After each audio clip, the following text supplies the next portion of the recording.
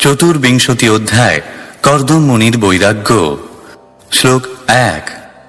मैत्रेय उवाच निर्वेदवादिनीमेवं मनोर्दुहितरं मुनिः दयालुः शालिनीमाह शुक्लाभिव्याहृतं स्मरन्। অনুবাদ। মৈত্রেয় ঋষি বললেন, প্রশংসনীয়া মনুকন্যা দেবহূতির বৈরাগ্যপূর্ণ বাণী শ্রবণ করে দয়ালু কর্দম মুনি ভগবান শ্রীবিষ্ণুর বাণী স্মরণপূর্বক বলতে লাগলেন। শ্লোক 2। ऋषिरुवाच माखिदो राजपुत्रीत्थमात्मानं प्रत्यनिन्दिते भगवांस्तेऽक्षरो गर्भमधूरात् सम्प्रपत्स्यते। অনুবাদ। ঋষি বললেন, হে প্রশংসনীয়া রাজকন্যা, তুমি নিরাশ হয় না।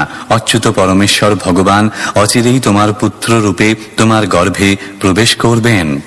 তাৎপর্য: নিজেকে ভাগ্যহীনা বলে মনে করে অনুশোচনা করতে তার পত্নীকে কর্দম মুনি নিষেধ করেছিলেন, কেননা পরমেশ্বর ভগবান তাঁর শরীর থেকে প্রকাশিত হয়ে এই পৃথিবীতে অবতরণ করবেন। শ্লোক 3। धृतव्रतासि भद्रं ते दमेन नियमेन च तपोद्रविणदानैश्च श्रद्धया चेश्वरं भज। অনুবাদ। তুমি পবিত্র ব্রত পালন করেছ, ভগবান তোমার কল্যাণ সাধন করবেন, তাই এখন তুমি গভীর শ্রদ্ধা, ইন্দ্রিয় সংযম, ধর্ম অনুশীলন, তপশ্চর্যা এবং ধন দান করার মাধ্যমে ভগবানের আরাধনা করো। তাৎপর্য: পারমার্থিক উন্নতি সাধনের জন্য অথবা পরমেশ্বর ভগবানের কৃপা লাভের জন্য মানুষের কর্তব্য হচ্ছে নিম্নলিখিত বিধি অনুসারে আত্মসংযম করা। তার অবশ্য কর্তব্য হচ্ছে ইন্দ্রিয় সংযম এবং ধর্মীয় অনুশাসনদের বিধিনিষেধগুলি পালন করা। তপশ্চর্যা এবং স্বীয় ধনসম্পদ দান করা ব্যতীত পরমেশ্বর ভগবানের কৃপা লাভ করা যায় না। কর্দম মুনি তাঁর পত্নীকে উপদেশ দিয়েছিলেন, তপশ্চর্যা, ধর্মীয় অনুশাসনের অনুশীলন এবং দান করার মাধ্যমে তোমাকে যথাযথভাবে ভগবত ভক্তিতে যুক্ত হতে হবে। তাহলে পরমেশ্বর ভগবান তোমার প্রতি প্রসন্ন হবেন এবং তিনি স্বয়ং তোমার পুত্র রূপে আবির্ভূত হবেন। শ্লোক 4। सत्त्वयाराधितः शुक्लो वितन्वन्मामकं यशः छेत्ता ते हृदयं ग्रन्थिमौदर्यो ब्रह्मभावनः। অনুবাদ। তোমার দ্বারা আরাধিত হয়ে পরমেশ্বর ভগবান আমার যশ বিস্তার করে তোমার পুত্র রূপে জন্মগ্রহণ করবেন। তিনি তোমাকে ব্রহ্মজ্ঞান শিক্ষা দান করে তোমার হৃদয় গ্রন্থি ছেদন করবেন। তাৎপর্য: পরমেশ্বর ভগবান যখন সমস্ত মানুষের কল্যাণের উদ্দেশ্যে পারমার্থিক তত্ত্বজ্ঞান দান করার জন্য অবতরণ করেন, তখন তিনি সাধারণত কোনো ভক্তের সেবায় প্রসন্ন হয়ে তাঁর পুত্র রূপে আবির্ভূত হন। পরমেশ্বর ভগবান সকলেরই পিতা, তাই কেউই প্রকৃতপক্ষে তাঁর পিতা নন, কিন্তু তাঁর অচিন্ত শক্তির প্রভাবে তিনি তাঁর কোনো কোনো ভক্তদের তাঁর পিতা মাতা এবং বংশধর রূপে অঙ্গীকার করেন। এখানে বিশ্লেষণ করা হয়েছে যে পারমার্থিক তত্ত্বজ্ঞান হৃদয় গ্রন্থি ছেদন করে। জড় পদার্থ এবং চিন্ময় আত্মা অহংকারের বন্ধনের দ্বারা যুক্ত নিজেকে জড় পদার্থ বলে মনে করা, যাকে বলা হয় হৃদয় গ্রন্থি, তা সমস্ত বদ্ধ জীবাত্মায় বর্তমান এবং যৌন জীবনের প্রতি অত্যধিক আসক্তির ফলে এই গ্রন্থি অধিক থেকে অধিকতর দৃঢ় হয়। ভগবান ঋষভদেব সেই তত্ত্ব বিশ্লেষণ করে বলেছিলেন যে এই জড়জাগতিক পরিবেশ হচ্ছে পুরুষ এবং স্ত্রীর পরস্পরের প্রতি আকর্ষণ। সেই আকর্ষণ একটি হৃদয় গ্রন্থির রূপ গ্রহণ করে এবং জড়জাগতিক আসক্তির ফলে সেই বন্ধন আরও দৃঢ় হয়। যে সমস্ত ব্যক্তি ধনসম্পদ, সমাজ, বন্ধুত্ব এবং প্রেমের আকাঙ্ক্ষা করে, তাদের এই গ্রন্থটি অত্যন্ত দৃঢ় হয়। ব্রহ্ম ভাবন বা যে উপদেশের দ্বারা পারমার্থিক তত্ত্বজ্ঞান বর্ধিত হয়, তার দ্বারাই কেবল এই হৃদয় গ্রন্থি ছেদন হয়। এই গ্রন্থি ছেদন করার জন্য কোনো ভৌতিক অস্ত্রের প্রয়োজন হয় না, প্রয়োজন হয় প্রামাণিক পারমার্থিক উপদেশের। কর্দম মুনি তাঁর পত্নী দেবহূতিকে বলেছিলেন যে পরমেশ্বর ভগবান তাঁর পুত্র রূপে আবির্ভূত হবেন এবং তাকে দিব্যজ্ঞান দান করে তাঁর ভ্রান্ত ভৌতিক পরিচিতি রূপ গ্রন্থি ছেদন করবেন। শ্লোক 5। मैत्रेय उवाच देवहूत्यपि सन्देशं गौरवेण प्रजापतेः सम्यक् श्रद्धाय पुरुषं कूटस्थमभजद्गुरुम्। অনুবাদ: শ্রী মৈত্রেয় বললেন, দেবহূতি তাঁর প্রতি প্রজাপতি কর্দমের আদেশের প্রতি অত্যন্ত শ্রদ্ধান্বিতা ছিলেন। হে মহর্ষি, এইভাবে তিনি সকলের হৃদয়ে বিরাজমান ব্রহ্মাণ্ডের প্রতি পরমেশ্বর ভগবানের আরাধনা করতে শুরু করেছিলেন। তাৎপর্য: এইটি পারমার্থিক উপলব্ধির পন্থা। মানুষকে সদ্গুরুর কাছ থেকে উপদেশ গ্রহণ করতে হয়। কর্দম মুনি ছিলেন দেবহূতির প্রতি, কিন্তু যেহেতু তিনি তাকে উপদেশ দিয়েছিলেন কিভাবে পারমার্থিক পূর্ণতা লাভ করতে হয়, তাই তিনি স্বভাবতই তার গুরুদেবও হয়েছিলেন। এই রকম অনেক দৃষ্টান্ত দেখা যায় যেখানে পতি গুরু হয়েছেন। শিব তাঁর পত্নী পার্বতীর গুরুদেব।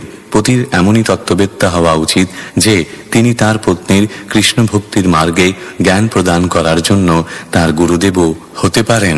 সাধারণত স্ত্রীলোকেরা পুরুষদের থেকে কম বুদ্ধিমান, তাই পতি যদি যথেষ্ট বুদ্ধিমান হন তাহলে স্ত্রী পারমার্থিক তত্ত্বজ্ঞান লাভের এক মহান সুযোগ প্রাপ্ত হন। এখানে স্পষ্টভাবে বলা হয়েছে যে গভীর শ্রদ্ধা সহকারে গুরুদেবের কাছ থেকে জ্ঞান লাভ করতে হয় এবং সুদৃঢ় বিশ্বাস সহকারে ভগবত ভক্তির অনুশীলন করতে হয়। শ্রীল বিশ্বনাথ চক্রবর্তী ঠাকুর তার ভগবত গীতার টিকায় গুরুদেবের নির্দেশ সম্বন্ধে বিশেষভাবে গুরুত্ব দিয়েছেন। মানুষের কর্তব্য গুরুদেবের নির্দেশকে নিজের জীবন এবং আত্মা বলে মনে করা। মুক্ত অথবা বদ্ধ নির্বিশেষে সকলেরই কর্তব্য হচ্ছে গভীর শ্রদ্ধা সহকারে গুরুদেবের নির্দেশ পালন করা। শাস্ত্রে এও উল্লেখ করা হয়েছে যে ভগবান সকলেরই হৃদয়ে বিরাজমান। ভগবানকে বাইরে খোঁজার কোনো প্রয়োজন নেই, তিনি সকলেরই অন্তরে রয়েছেন। মানুষের কর্তব্য কেবল গুরুদেবের নির্দেশ অনুসারে শ্রদ্ধার সঙ্গে একাগ্র চিত্তে তাঁর আরাধনা করা, তাহলেই তার প্রচেষ্টা সার্থক হবে। এও স্পষ্ট যে পরমেশ্বর ভগবান একজন সাধারণ শিশুর মতো আবির্ভূত হন না, তিনি তাঁর স্বরূপে আবির্ভূত হন। সেই সম্বন্ধে ভগবদ গীতায় বলা হয়েছে যে তিনি অন্তরঙ্গা শক্তি আত্মমায়ার দ্বারা আবির্ভূত হন এবং তিনি কিভাবে আবির্ভূত হন, তার ভক্তের আরাধনায় প্রসন্ন হয়েই তিনি আবির্ভূত হন। ভক্ত ভগবানকে অনুরোধ করতে পারেন তার পুত্র রূপে আবির্ভূত হওয়ার জন্য। ভগবান তো হৃদয়ে বিরাজ করছেনই, এবং তিনি যখন তার ভক্তের শরীর থেকে বেরিয়ে আসেন তখন তার অর্থ এই নয় যে জড়জাগতিক বিচারে মা বলতে যা বোঝায় সেই বিশেষ মহিলাটি সেই রকম মা হয়ে গেলেন। ভগবান সর্বদাই রয়েছেন, কিন্তু তার ভক্তকে আনন্দ দান করার জন্য তিনি তার পুত্র রূপে আবির্ভূত হন। শ্লোক 6। तस्यां बहुतिथे काले भगवान् मधुसूदनः कार्दमं वीर्यमापन्नो जज्ञेऽग्निरिव दारुणी। অনুবাদ: বহু বৎসর পর পরমেশ্বর ভগবান মধুসূদন কর্দম মুনির বীর্যে প্রবিষ্ট হয়ে দেবহূতির গর্ভ থেকে আবির্ভূত হয়েছিলেন, ঠিক যেভাবে যজ্ঞের কাষ্ঠ থেকে অগ্নি প্রকাশিত হয়। তাৎপর্য: এখানে স্পষ্টভাবে উল্লেখ করা হয়েছে যে ভগবান যদিও কর্দম মুনির পুত্র রূপে আবির্ভূত হয়েছিলেন, তবুও তিনি সর্বদাই পরমেশ্বর ভগবান। অগ্নি সর্বদাই কাষ্ঠে বর্তমান থাকে, কিন্তু কোনো বিশেষ প্রক্রিয়ায় অগ্নি প্রজ্বলিত হয়। তেমনি পরমেশ্বর ভগবান সর্বব্যাপ্ত, তিনি সর্বত্রই রয়েছেন, এবং যেহেতু তিনি সবকিছু থেকেই প্রকাশিত হতে পারেন, তাই তিনি তার ভক্তের বীর্য থেকে প্রকাশিত হয়েছিলেন। সাধারণ জীব যেমন কোনো বিশেষ জীবের বীর্য আশ্রয় করে জন্মগ্রহণ করে, তেমনি ভগবানও তার ভক্তের বীর্যকে আশ্রয় করে তার পুত্ররূপে আবির্ভূত হয়েছিলেন। তার ফলে তার পূর্ণ স্বাতন্ত্র্যই প্রকাশিত হয়েছে, এবং তার অর্থ এই নয় যে তিনি একজন সাধারণ জীব এবং তিনি কোনো বিশেষ গর্ভে জন্মগ্রহণ করতে বাধ্য হয়েছেন। ভগবান নৃসিংহদেব হিরণ্যকশিপুর প্রাসাদের স্তম্ভ কিংবা কর্দম মুনির বীর্য ভগবানের আবির্ভাবের উৎসস্থল। ভগবান সর্ব অবস্থাতেই পরমেশ্বর। ভগবান মধুসূদন, তিনি সমস্ত অসুরদের হন্তা, এবং তার কোনো বিশেষ ভক্তের পুত্র রূপে আবির্ভূত হলেও তিনি সর্বদাই ভগবানই থাকেন। এখানে কার্দমম শব্দটি তাৎপর্যপূর্ণ, কেননা তা ইঙ্গিত করে যে কর্দম এবং দেবহূতির সেবার প্রতি তার অনুরাগ ছিল। কিন্তু আমাদের ভ্রান্তিবশত মনে করা উচিত নয় যে তিনি একজন সাধারণ জীবের মতো কর্দম মুনির বীর্য থেকে দেবহূতির গর্ভে জন্মগ্রহণ করেছিলেন। শ্লোক 7। आवादयंस्तदा व्योम्निवादित्राणि घना घनाः गायन्ति तं स्म गन्धर्वा नृत्यन्त्यप्सरसो मुदा। অনুবাদ: তখন পৃথিবীতে তাঁর অবতরণের সময় দেবতারা গগনমণ্ডলে বর্ষায়মান মেঘের মতো তাঁদের বাদ্যযন্ত্র বাজাতে লাগলেন। স্বর্গের গায়ক গন্ধর্বেরা ভগবানের মহিমা কীর্তন করে গান গাইতে লাগলেন এবং অপ্সরারা পরম আনন্দে নাচতে লাগলেন। শ্লোক ৮। पेतुः सुमनसो दिव्याः खेचरैरपवर्जिताः प्रसेदुश्च दिशः सर्वा अम्भांसि च मनांसि च। অনুবাদ: ভগবানের আবির্ভাবের সময় গগন মার্গে মুক্তরূপে বিচরণকারী দেবতারা পুষ্পবৃষ্টি করেছিলেন। তখন সমস্ত দিকমণ্ডল, জলরাশি এবং সকলের চিত্ত অত্যন্ত প্রসন্ন হয়েছিল। তাৎপর্য: এখানে জানা যায় যে আকাশে জীবসমূহ রয়েছে যারা অপ্রতিহতভাবে বায়ুমণ্ডলে বিচরণ করতে পারে। আমরা যদিও অন্তরিক্ষে ভ্রমণ করতে পারি, কিন্তু তাতে অনেক প্রকার বাধা বিপত্তি রয়েছে, কিন্তু তাদের তা নেই। শ্রীমদ্ ভাগবতের মাধ্যমে আমরা জানতে পারি যে সিদ্ধলোকের অধিবাসীরা অপ্রতিহতভাবে এক গ্রহ থেকে আর এক গ্রহে ভ্রমণ করতে পারেন। ভগবান কপিলদেব যখন কর্দম মুনির পুত্র রূপে আবির্ভূত হয়েছিলেন, তখন তারা এই পৃথিবীর উপর পুষ্প বর্ষণ করেছিলেন। শ্লোক ৯। तत्कर्दमाश्रमपदं सरस्वत्या परिश्रितं स्वयंभूः साकं ऋषिभिः मरीच्यादिभिरभ्ययात्। অনুবাদ: মরীচি আদি ঋষিগণ সহ স্বয়ম্ভু ব্রহ্মা সরস্বতী নদী পরিবেষ্টিত কর্দম মুনির আশ্রমে গিয়েছিলেন। তাৎপর্য: ব্রহ্মাকে বলা হয় স্বয়ম্ভু, কেননা কোনো জড় পিতামাতার মাধ্যমে তার জন্ম হয়নি। তিনি প্রথম জীব এবং তার জন্ম হয়েছিল পরমেশ্বর ভগবান গর্ভদোক্সাই বিষ্ণুর নাভি থেকে উদ্ভূত একটি কমল থেকে। তাই তাকে বলা হয় স্বয়ম্ভু, অর্থাৎ নিজের থেকেই যার জন্ম হয়েছে। শ্লোক ১০। भगवन्तं परं ब्रह्म सत्त्वेनांशेन शत्रुहन् तत्त्वसंख्यानविज्ञप्तैः जातं विद्वानजस्वराट्।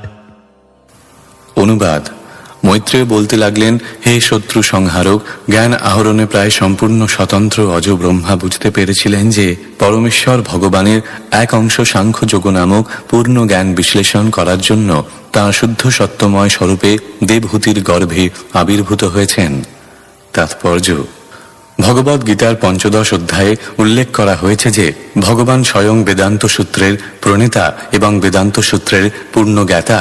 তেমনি কপিল দেব রূপে আবির্ভূত হয়ে পরমেশ্বর ভগবান সাংখ্য দর্শন প্রণয়ন করেছেন। একজন নকল কপিল রয়েছে যে এক প্রকার সাংখ্য দর্শন প্রচার করেছে, কিন্তু ভগবানের অবতার কপিল দেব সেই কপিল থেকে ভিন্ন। কর্দম মুনির পুত্র কপিল তাঁর সাংখ্য দর্শনে কেবল জড় জগতেরই নয়, চিৎজগৎ সম্বন্ধেও অত্যন্ত স্পষ্টরূপে ব্যাখ্যা করেছেন। ব্রহ্মা সেই সম্বন্ধে অবগত ছিলেন, কেননা তিনি হচ্ছেন স্বরাট, অর্থাৎ জ্ঞান লাভে প্রায় পূর্ণরূপে স্বতন্ত্র। তাকে বলা হয় স্বরাট, কেননা শিক্ষা লাভের জন্য তাকে স্কুল অথবা কলেজে যেতে হয়নি। সবকিছুই তার অন্তর থেকে তিনি জানতে পেরেছিলেন। এই ব্রহ্মাণ্ডে যেহেতু ব্রহ্মা হচ্ছেন প্রথম জীব, তাই তার কোনো শিক্ষক নেই। তার শিক্ষক হচ্ছেন পরমেশ্বর ভগবান স্বয়ং, যিনি প্রতিটি জীবের হৃদয়ে বিরাজমান।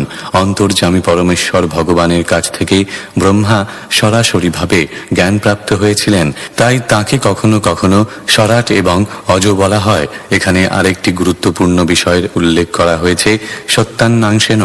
পরমেশ্বর ভগবান যখন আবির্ভূত হন, তখন তিনি তার সঙ্গে বৈকুণ্ঠের সমস্ত সামগ্রী নিয়ে আসেন। তাই তার নাম, রূপ, গুণ, সামগ্রী এবং পরিকর সবই চিৎজগতের। প্রকৃত সত্যগুণ কেবল চিৎজগতেই রয়েছে। এই জড়জগতে যে সত্যগুণ রয়েছে তা শুদ্ধ নয়। এখানে সত্যগুণ থাকলেও তা রজ এবং তমগুণ মিশ্রিত।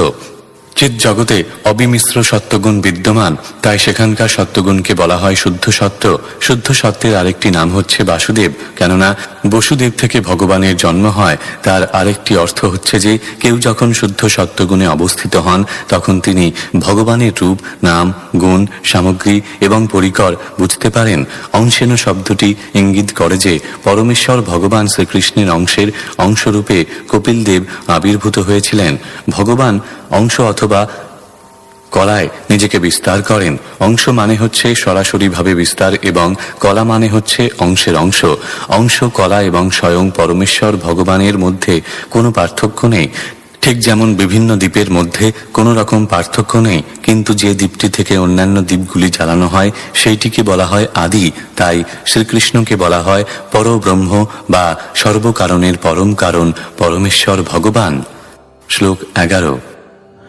सभाजयन् विशुद्धेन चेतसा तच्चिकीर्षितम् प्रहृष्यमाणैरसुभिः कर्दमं चेदमभ्यधात्। অনুবাদ: অবতার রূপে তার বাঞ্ছিত কার্যকলাপের জন্য ব্রহ্মা তার প্রহৃষ্ট ইন্দ্রিয় এবং নির্মল অন্তঃকরণের দ্বারা ভগবানকে আরাধনা করার পর তিনি কর্দম এবং দেবহূতিকে বললেন।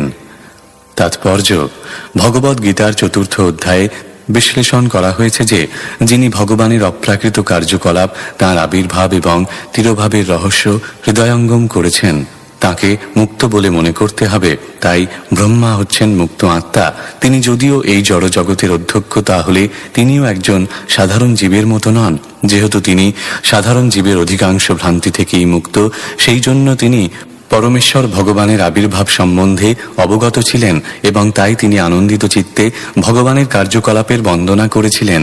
তিনি কর্দম মুনিরও প্রশংসা করেছিলেন, কেননা পরমেশ্বর ভগবান তাঁর পুত্র রূপে আবির্ভূত হয়েছিলেন।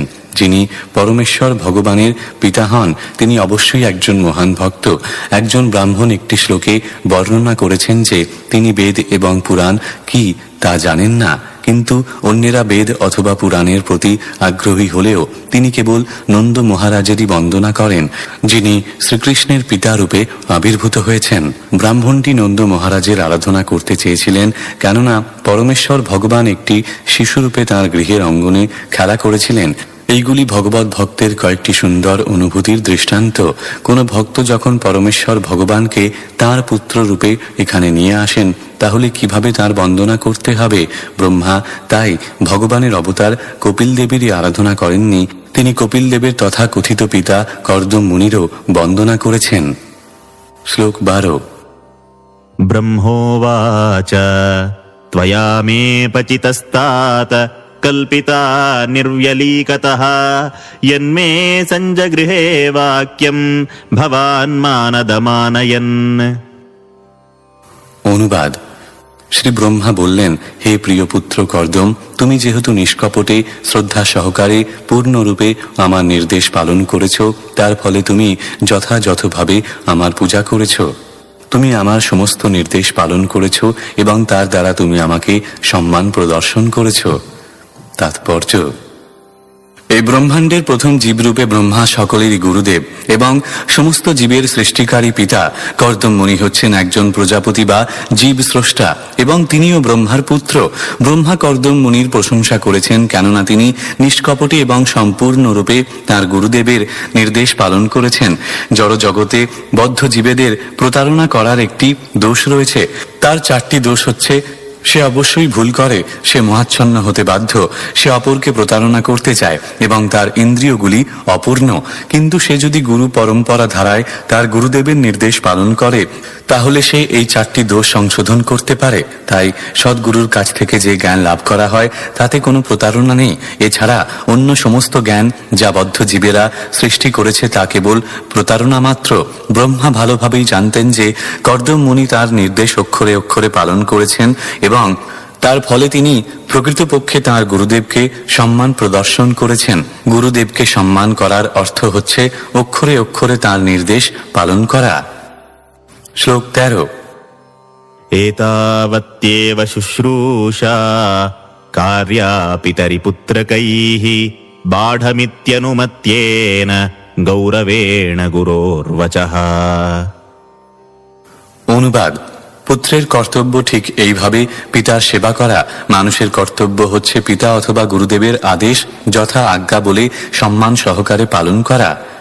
তাৎপর্য: এই শ্লোকে 2টি শব্দ অত্যন্ত গুরুত্বপূর্ণ। তার একটি হচ্ছে পিতরি এবং অন্যটি হচ্ছে গুরু। পুত্র অথবা শিষ্যের কর্তব্য হচ্ছে নির্দ্বিধায় গুরু এবং পিতার আদেশ পালন করা। পিতা অথবা গুরুদেব যে আদেশই দেন না কেন কোনো রকম তর্ক বিতর্ক না করে যে আজ্ঞে বলে স্বীকার করে নিতে হবে, এটা ঠিক নয়, আমিও এটা পালন করতে পারবো না। শিষ্য অথবা পুত্রের এই রকম বলার কোনো অবসর নেই। সে যখন তা বলে তখন তার অধঃপতন হয়। পিতা এবং গুরুদেব সমান স্তরে অধিষ্ঠিত, কেননা গুরুদেব হচ্ছেন দ্বিতীয় পিতা। উচ্চ বর্ণের মানুষদের বলা হয় দ্বিজ, অর্থাৎ যার দুইবার জন্ম হয়েছে। যেখানে জন্মের প্রশ্ন রয়েছে সেখানে অবশ্যই একজন পিতা থাকবেন। প্রকৃত পিতার দ্বারা প্রথম জন্ম হয় এবং দ্বিতীয় জন্ম হয় গুরুদেবের দ্বারা। কোনো কোনো ক্ষেত্রে পিতা এবং গুরুদেব একই ব্যক্তি হতে পারেন এবং অন্য কোনো ক্ষেত্রে তারা ভিন্ন হতে পারেন। সে যাই হোক, পিতার আদেশ অথবা গুরুদেবের আদেশ হ্যাঁ করব বলে নির্দ্বিধায় তৎক্ষণাৎ পালন করা উচিত। সেখানে কোনো তর্ক বিতর্ক হতে পারে না। সেটি হচ্ছে পিতা এবং গুরুদেবের প্রকৃত সেবা। শ্রীল বিশ্বনাথ চক্রবর্তী ঠাকুর উল্লেখ করেছেন যে গুরুদেবের আদেশ হচ্ছে শিষ্যের জীবন এবং আত্মা সদৃশ। মানুষ যেমন তার দেহ থেকে তার আত্মাকে পৃথক করতে পারে না, তেমনি শিষ্যও তার জীবন থেকে গুরুদেবের আদেশকে বিচ্ছিন্ন করতে পারেন না। শিষ্য যদি সেইভাবে তার গুরুদেবের আদেশ পালন করেন তাহলে অবশ্যই তিনি সিদ্ধি লাভ করবেন। সেই কথা উপনিষদে প্রতিপন্ন হয়েছে। ভগবান এবং গুরুদেবের প্রতি যার অবিচলিত শ্রদ্ধা রয়েছে তার কাছে বৈদিক জ্ঞানের মর্ম আপনা থেকেই প্রকাশিত হয়। জড়জাগতিক বিচারে কেউ নিরক্ষর হতে পারে, কিন্তু তিনি যদি গুরুদেবের প্রতি এবং পরমেশ্বর ভগবানের প্রতি শ্রদ্ধাবান হন তাহলে তার কাছে শাস্ত্র জ্ঞানের মর্ম তৎক্ষণাৎ প্রকাশিত হবে। শ্লোক 14। ইমা দুহিতরঃ সত্যস্তব বৎস সুমধ্যমাঃ সর্গমেতম প্রভাবৈ স্বৈর্ব্রহ্ময়িষ্যন্ত্যনেকধা। অনুবাদ। শ্রী ব্রহ্মা তখন কর্দম মুনির 9টি কন্যার প্রশংসা করে বললেন, তোমার এই সমস্ত সুশোভনা কন্যারা নিঃসন্দেহে অত্যন্ত সাধ্যবী। তারা যে তাদের বংশধরদের দ্বারা বিভিন্নভাবে এই সৃষ্টি বৃদ্ধি করবে সেই সম্বন্ধে আমার কোনো সন্দেহ নেই। তাৎপর্য: সৃষ্টির প্রারম্ভে প্রজা বৃদ্ধির ব্যাপারে ব্রহ্মার কিছুটা চিন্তা ছিল, কিন্তু তিনি যখন দেখলেন যে কর্দম মুনি ইতিমধ্যেই 9টি সুন্দরী কন্যা লাভ করেছেন তখন তিনি আশান্বিত হয়েছিলেন যে এই কন্যাদের মাধ্যমে বহু সন্তানের জন্ম হবে যারা জড়জগতের সৃষ্টিকার্যের দায়িত্বভার গ্রহণ করবেন। তাই তাদের দর্শন করে তিনি প্রসন্ন হয়েছিলেন। সুমধ্যমা শব্দটির অর্থ হচ্ছে সুন্দরী রমণীর সুশীলা কন্যা। কোন রমণীর কোটিদেশ যদি ক্ষীণ হয় তাহলে তাকে অত্যন্ত সুন্দরী বলে বিবেচনা করা হয়। কর্দম মুনির সব কয়টি কন্যাই ছিলেন সমান সুন্দরী। শ্লোক 15। अतस्त्वं ऋषिमुख्येभ्यो यथा शीलं यथा रुचि आत्मजाः परिदेह्यद्य विसृणीहि यशो भुवि। অনুবাদ। অতএব আজই তুমি তোমার কন্যাদের স্বভাব এবং রুচি অনুসারে শ্রেষ্ঠ ঋষিদের হস্তে তাদের সম্প্রদান করো, তাহলে সারা ব্রহ্মাণ্ড জুড়ে তোমার যশরাশি বিস্তৃত হবে। তাৎপর্য: 9 জন মুখ্য ঋষি হচ্ছেন মরীচি, অত্রি, অঙ্গিরা, পুলস্ত, পুলহ, ক্রতু, ভৃগু, বশিষ্ঠ এবং অথর্বা। এই সমস্ত ঋষিরা হচ্ছেন অত্যন্ত মহত্বপূর্ণ এবং ব্রহ্মা চেয়েছিলেন যে কর্দম মুনির 9টি কন্যাকে যেন তাদের হস্তে সম্প্রদান করা হয়। এখানে 2টি শব্দ অত্যন্ত তাৎপর্যপূর্ণ, যথাশীলম এবং যথারুচি। কন্যাদের তিনি ঋষিদের কাছে অন্ধের মতো সম্প্রদান করেননি। পক্ষান্তরে তাদের স্বভাব এবং রুচি অনুসারে উপযুক্ত ঋষিদের হস্তে তাদের সম্প্রদান করার নির্দেশ দেওয়া হয়েছিল। স্ত্রী এবং পুরুষকে যুক্ত করার এটি হচ্ছে একটি বিশেষ কলা। কেবল যৌন জীবনের ভিত্তিতে স্ত্রী এবং পুরুষের মিলন হওয়া উচিত নয়। সেই ক্ষেত্রে বহু বিচার্য বিষয় রয়েছে, বিশেষ করে স্বভাব এবং রুচি।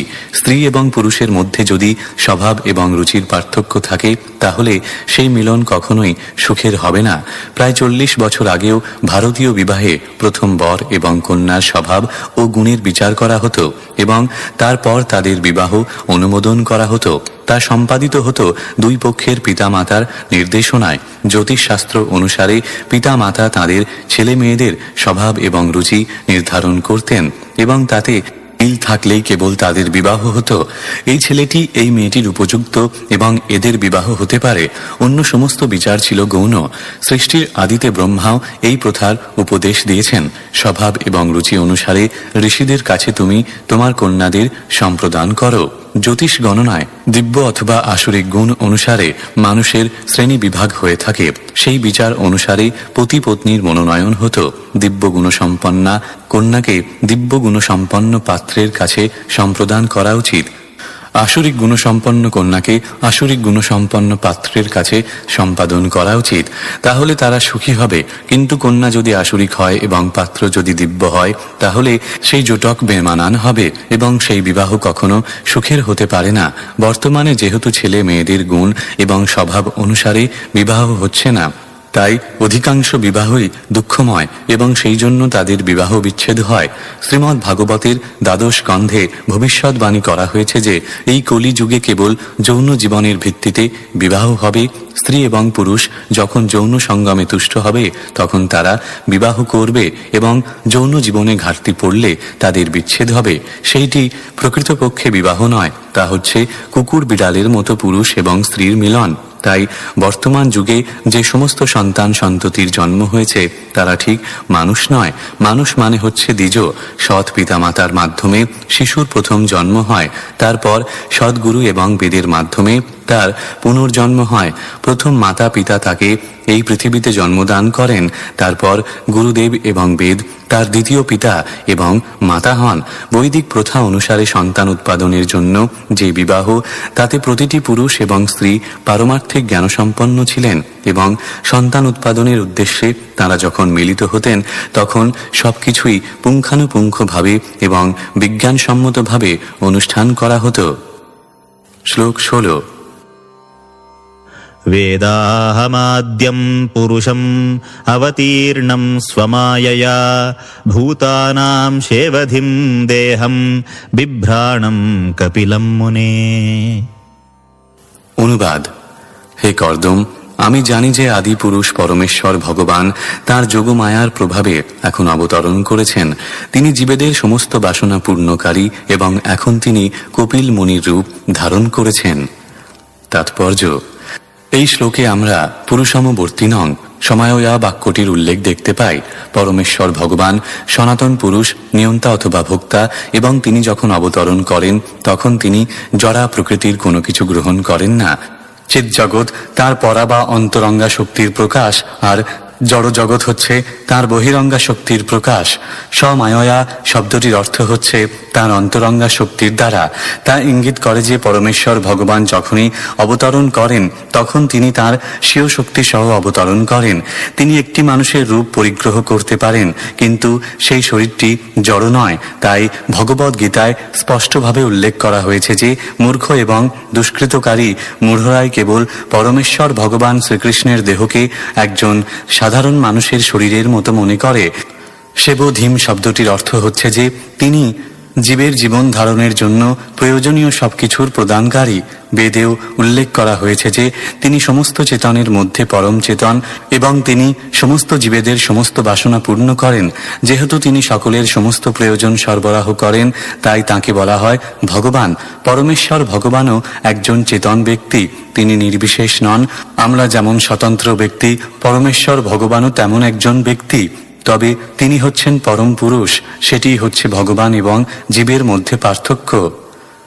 শ্লোক 17। ज्ञान विज्ञान योगेन कर्मणामुद्धरन् जटाः हिरण्यकेशः पद्माक्षः पद्ममुद्रा पदाम्बुजः। অনুবাদ। সুবর্ণ বর্ণ কেশ সমন্বিত কমল নয়ন এবং পদ্মচিহ্ন যুক্ত পাদপদ্ম সমন্বিত কপিলদেব যোগের দ্বারা এবং শাস্ত্রজ্ঞানের ব্যবহারিক প্রয়োগের দ্বারা জাগতিক কর্মের বাসনা সমূলে বিনষ্ট করবেন।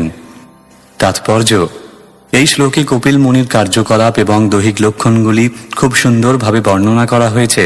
এখানে কপিল মুনির কার্যকলাপের ভবিষ্যৎবাণী করা হয়েছে। তিনি সাংখ্য দর্শন এমনভাবে উপস্থাপন করবেন যে সেই দর্শন অধ্যয়ন করে মানুষ তার সকাম কর্মের গভীর বাসনা নির্মূল করতে সক্ষম হবেন। এই জড় জগতে প্রত্যেকেই তার কর্মের ফল ভোগ করতে ব্যস্ত। মানুষ তার সৎকর্মের ফল লাভ করে সুখী হতে চায়, কিন্তু প্রকৃতপক্ষে সে আরও বেশি করে কর্মের বন্ধনে জড়িয়ে পড়ে। পূর্ণ জ্ঞান অথবা ভগবত ভক্তি ব্যতীত সেই বন্ধন থেকে মুক্ত হওয়া যায় না। যারা মনোধর্মী জ্ঞানের দ্বারা এই বন্ধন থেকে মুক্ত হতে চায় তারাও যথাসাধ্য চেষ্টা করছে ঠিকই, কিন্তু বৈদিক শাস্ত্রে আমরা দেখতে পাই যে যারা কৃষ্ণ ভাবনায় ভাবিত হয়ে ভগবত ভক্তির পন্থা অবলম্বন করেছেন তারা অনায়াসে অতি গভীর সকাম কর্মের বাসনা সমূলে উৎপাটিত করতে পারেন। সেই উদ্দেশ্যে কপিল মুনি সাংখ্য দর্শন প্রচার করবেন। এখানে তাঁর দৈহিক লক্ষণগুলিও বর্ণিত হয়েছে। জ্ঞান বলতে সাধারণ গবেষণা কার্য বোঝায় না। জ্ঞান মানে হচ্ছে গুরু পরম্পরা ধারায় সদ্গুরুর কাছ থেকে শাস্ত্র জ্ঞান লাভ করা। আধুনিক যুগে জল্পনা কল্পনা এবং অনুমানের ভিত্তিতে গবেষণা করার প্রবণতা দেখা যায়, কিন্তু যারা তা করে তারা বিচার করে দেখে না যে তারা নিজেরাই প্রকৃতির 4টি দোষের দাস। তারা ভুল করতে বাধ্য, তাদের ইন্দ্রিয়গুলি ত্রুটিপূর্ণ, তারা মোহাচ্ছন্ন হতে বাধ্য এবং তাদের প্রতারণা করার প্রবণতা করেছে। যতক্ষণ পর্যন্ত না গুরু শিষ্য পরম্পরা ধারায় প্রকৃত জ্ঞান লাভ হয় ততক্ষণ পর্যন্ত সে কেবল তার মন গড়া কতকগুলি মতবাদ উপস্থাপন করে। তাই সে মানুষকে প্রতারণা করছে। জ্ঞান মানে হচ্ছে গুরু শিষ্য পরম্পরা ধারায় শাস্ত্র থেকে লব্ধ জ্ঞান, এবং বিজ্ঞান মানে হচ্ছে সেই জ্ঞানের ব্যবহারিক প্রয়োগ। কপিল মুনির সাংখ্য দর্শন জ্ঞান এবং বিজ্ঞানের ভিত্তিতে প্রতিষ্ঠিত। শ্লোক 18। एष मानविते गर्भं प्रविष्टः कैटभार्दनः अविद्या संशयग्रन्थिं छित्त्वा गां विचरिष्यति। অনুবাদ। শ্রী ব্রহ্মা তখন দেবহূতিকে বললেন, হে মনুকন্যা, যিনি কৈট ভাসুরকে বধ করেছিলেন সেই পরমেশ্বর ভগবান এখন তোমার গর্ভে প্রবিষ্ট হয়েছেন। তিনি তোমার সমস্ত অবিদ্যা এবং সংশয়ের গ্রন্থি ছেদন করবেন। তারপর তিনি সারা পৃথিবীতে বিচরণ করবেন। তাৎপর্য। এখন অবিদ্যা শব্দটি অত্যন্ত তাৎপর্যপূর্ণ। অবিদ্যা মানে হচ্ছে নিজের প্রকৃত পরিচয় বিস্তৃত হওয়া। আমরা সকলেই হচ্ছে জীবাত্মা, কিন্তু আমরা তা ভুলে গেছি। আমরা মনে করছি আমি হচ্ছি এই শরীর, তাকে বলা হয় অবিদ্যা। সংশয় গ্রন্থি মানে হচ্ছে সন্দেহ। আত্মা যখন নিজেকে জড়জগৎ থেকে অভিন্ন বলে মনে করে তখনই এই সংশয় গ্রন্থির বন্ধন হয়। সেই গ্রন্থিটিকে অহংকার বলেও সম্বোধন করা হয়, যার অর্থ হচ্ছে জড় পদার্থ এবং চিন্ময় আত্মার সংযোগ। গুরু শিষ্য পরম্পরায় শাস্ত্র থেকে যথাযথ জ্ঞান লাভ করার মাধ্যমে এবং সেই জ্ঞানের যথাযথ প্রয়োগের মাধ্যমে জড় পদার্থ এবং চিন্ময় আত্মার এই গ্রন্থি থেকে মুক্ত হওয়া যায়। ব্রহ্মা দেবহূতিকে আশ্বাস দিয়েছেন যে তার পুত্র তাকে জ্ঞানের আলো প্রদান করবেন এবং তাকে জ্ঞান প্রদান করার পর সেই সাংখ্য দর্শন বিতরণ করার জন্য তিনি সারা পৃথিবী জুড়ে ভ্রমণ করবেন। সংশয় মানে হচ্ছে সন্দেহপূর্ণ জ্ঞান। মনোধর্ম প্রসূত জ্ঞান এবং কপট যৌগিক জ্ঞান সংশয়পূর্ণ। বর্তমানে তথাকথিত যোগ পদ্ধতি এই ধারণার উপর প্রতিষ্ঠিত যে দেহের বিভিন্ন চক্রগুলি উত্তেজিত করার মাধ্যমে মানুষ বুঝতে পারবে যে সে হচ্ছে ভগবান।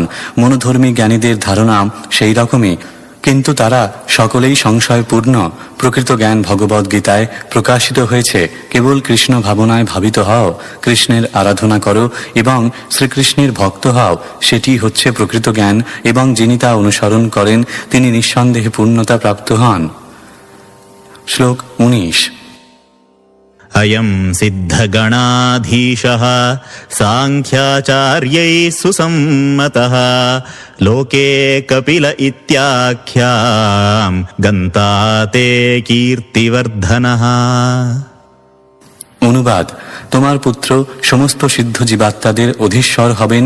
তিনি প্রকৃত জ্ঞান প্রদানে দক্ষ আচার্যদের দ্বারা অনুমোদিত হবেন এবং মানুষদের মধ্যে তিনি কপিল নামে বিখ্যাত হবেন। দেবহূতির পুত্র নামে তিনি তোমার যশ বৃদ্ধি করবেন। তাৎপর্য।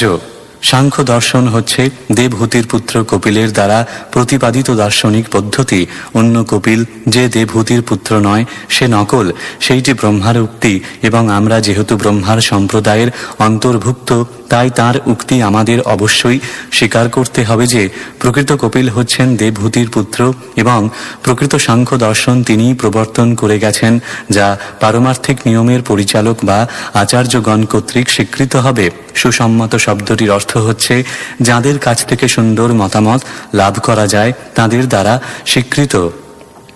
শ্লোক 20। मैत्रेय उवाच तावाश्वास्य जगत्स्रष्टा कुमारैः सह नारदः हंसो हंसेन यानेन त्रिधाम परमं ययौ। অনুবাদ। শ্রী মৈত্রেয় বললেন, কর্দম মুনি এবং তার পত্নী দেবহূতিকে এইভাবে বলে ব্রহ্মাণ্ডের নির্মাতা ব্রহ্মা, যিনি হংস নামেও পরিচিত, তিনি তার বাহন হংসে চড়ে 4 কুমার এবং নারদ সহ ত্রিভুবনের সর্বোচ্চ লোকে প্রত্যাবর্তন করেছিলেন। তাৎপর্য। এখানে হংসেন জানেন কথাটি অত্যন্ত তাৎপর্যপূর্ণ। হংসযান নামক যে বিমানে ব্রহ্মা বাহ্য আকাশের সর্বত্র বিচরণ করেন, সেই বিমানটি দেখতে ঠিক একটি হংসের মতো। ব্রহ্মাও হংস নামে পরিচিত, কেননা তিনি প্রত্যেক বস্তুর সার গ্রহণ করতে পারেন। তার ধামকে বলা হয় ত্রিধাম পরমম। ব্রহ্মাণ্ডের 3টি বিভাগ রয়েছে, স্বর্গলোক, মর্তলোক এবং পাতাল লোক, কিন্তু তার ধাম এমনকি সিদ্ধ লোকেরও ঊর্ধ্বে। তিনি 4 কুমার এবং নারদ সহ তার লোকে প্রত্যাবর্তন করেছিলেন, কেননা তারা সেখানে গিয়েছিলেন বিবাহ করবার জন্য নয়। মরীচি, অত্রি প্রমুখ অন্যান্য যে সমস্ত ঋষিরা তার সঙ্গে এসেছিলেন, তারা সেখানে রয়ে গিয়েছিলেন, কেননা তারা কর্দম মুনির কন্যাদের বিবাহ করতে যাচ্ছিলেন। কিন্তু ব্রহ্মার অন্যান্য পুত্রেরা সনদ, সনক, সনন্দন, সনাতন এবং নারদ তার হংসাকৃতি বিমানে তার সঙ্গে ফিরে গিয়েছিলেন। 4 কুমার এবং নারদ হচ্ছেন নৈষ্ঠিক ব্রহ্মচারী। নৈষ্ঠিক ব্রহ্মচারী হচ্ছেন তিনি যিনি কখনো বীর্যপাত করেননি। তারা তাদের অন্যান্য ভ্রাতা মরীচি আদি ঋষিদের বিবাহ উৎসবে যোগদান করছিলেন না, তাই তারা তাদের পিতা হংসের সঙ্গে ফিরে গিয়েছিলেন। শ্লোক 21। गते शतधृतौ क्षत्तः कर्दमस्तेन चोदितः यथोदितं स्वदुहितृः प्रादाद्विश्वसृजां ततः। অনুবাদ।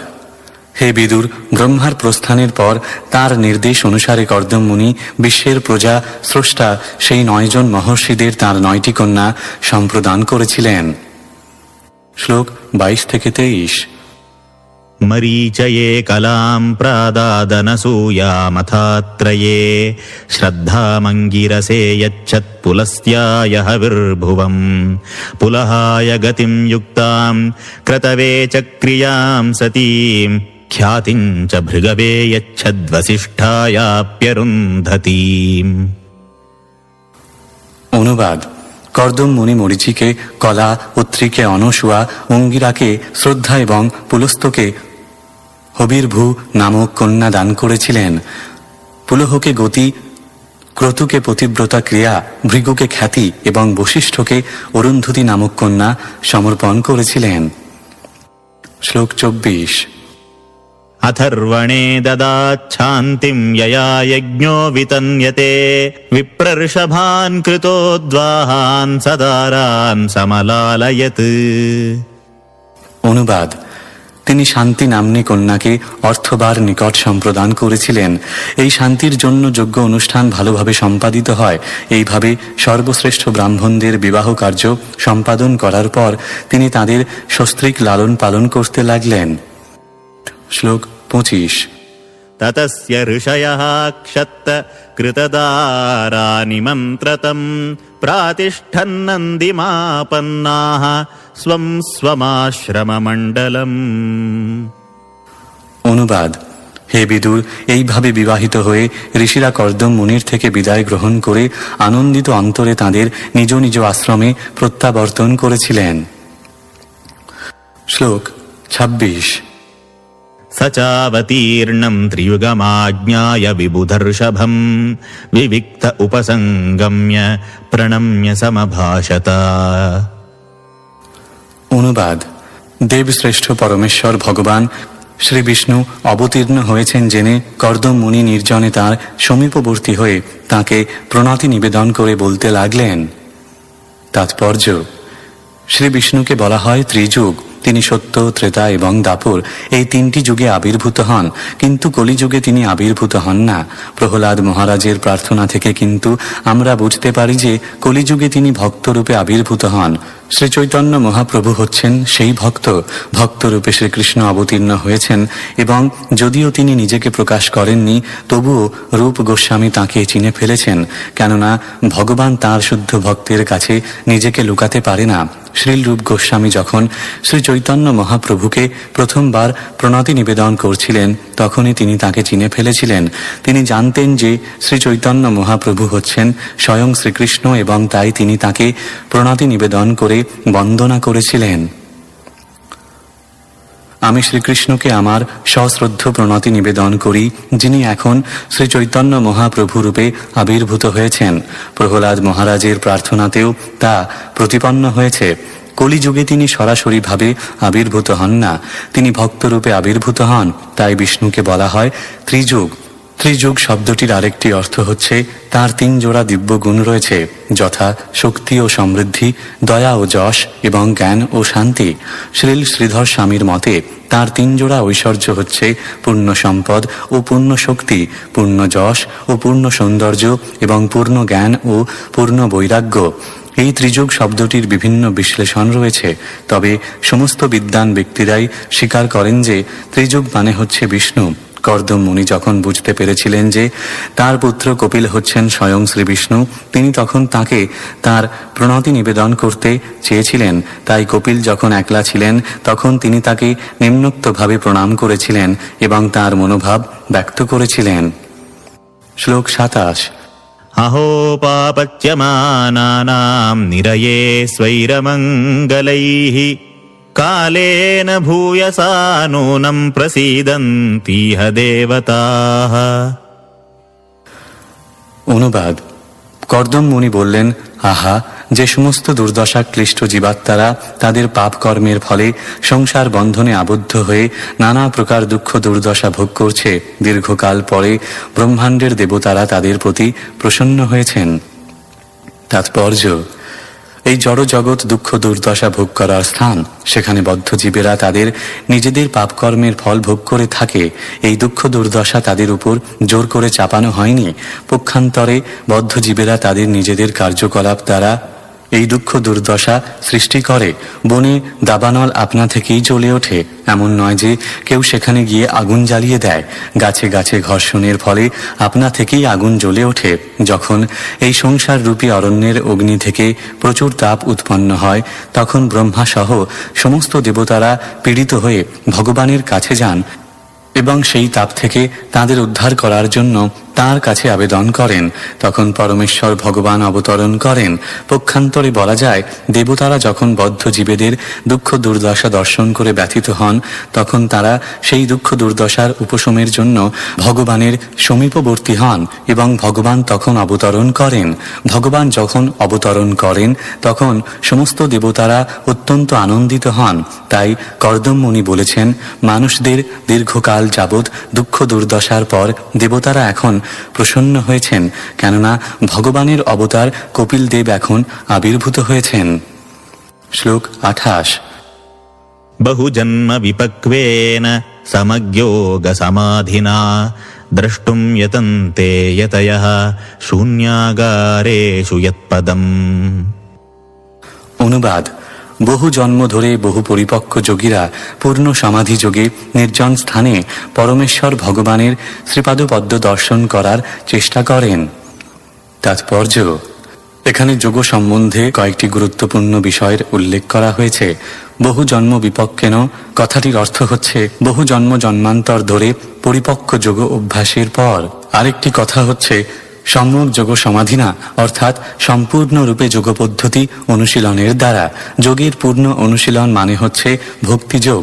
ভক্তিযোগ বা পরমেশ্বর ভগবানের শরণাগতি ব্যতীত যোগের অনুশীলন পূর্ণ হয় না।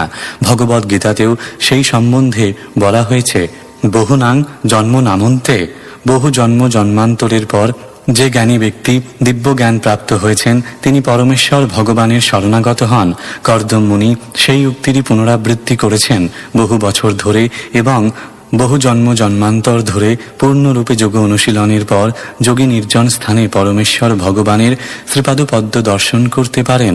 এমন নয় যে কয়েকদিন ধরে কয়েকটি আসন অভ্যাস করার পর তৎক্ষণাৎ সিদ্ধি লাভ হয়ে যায়।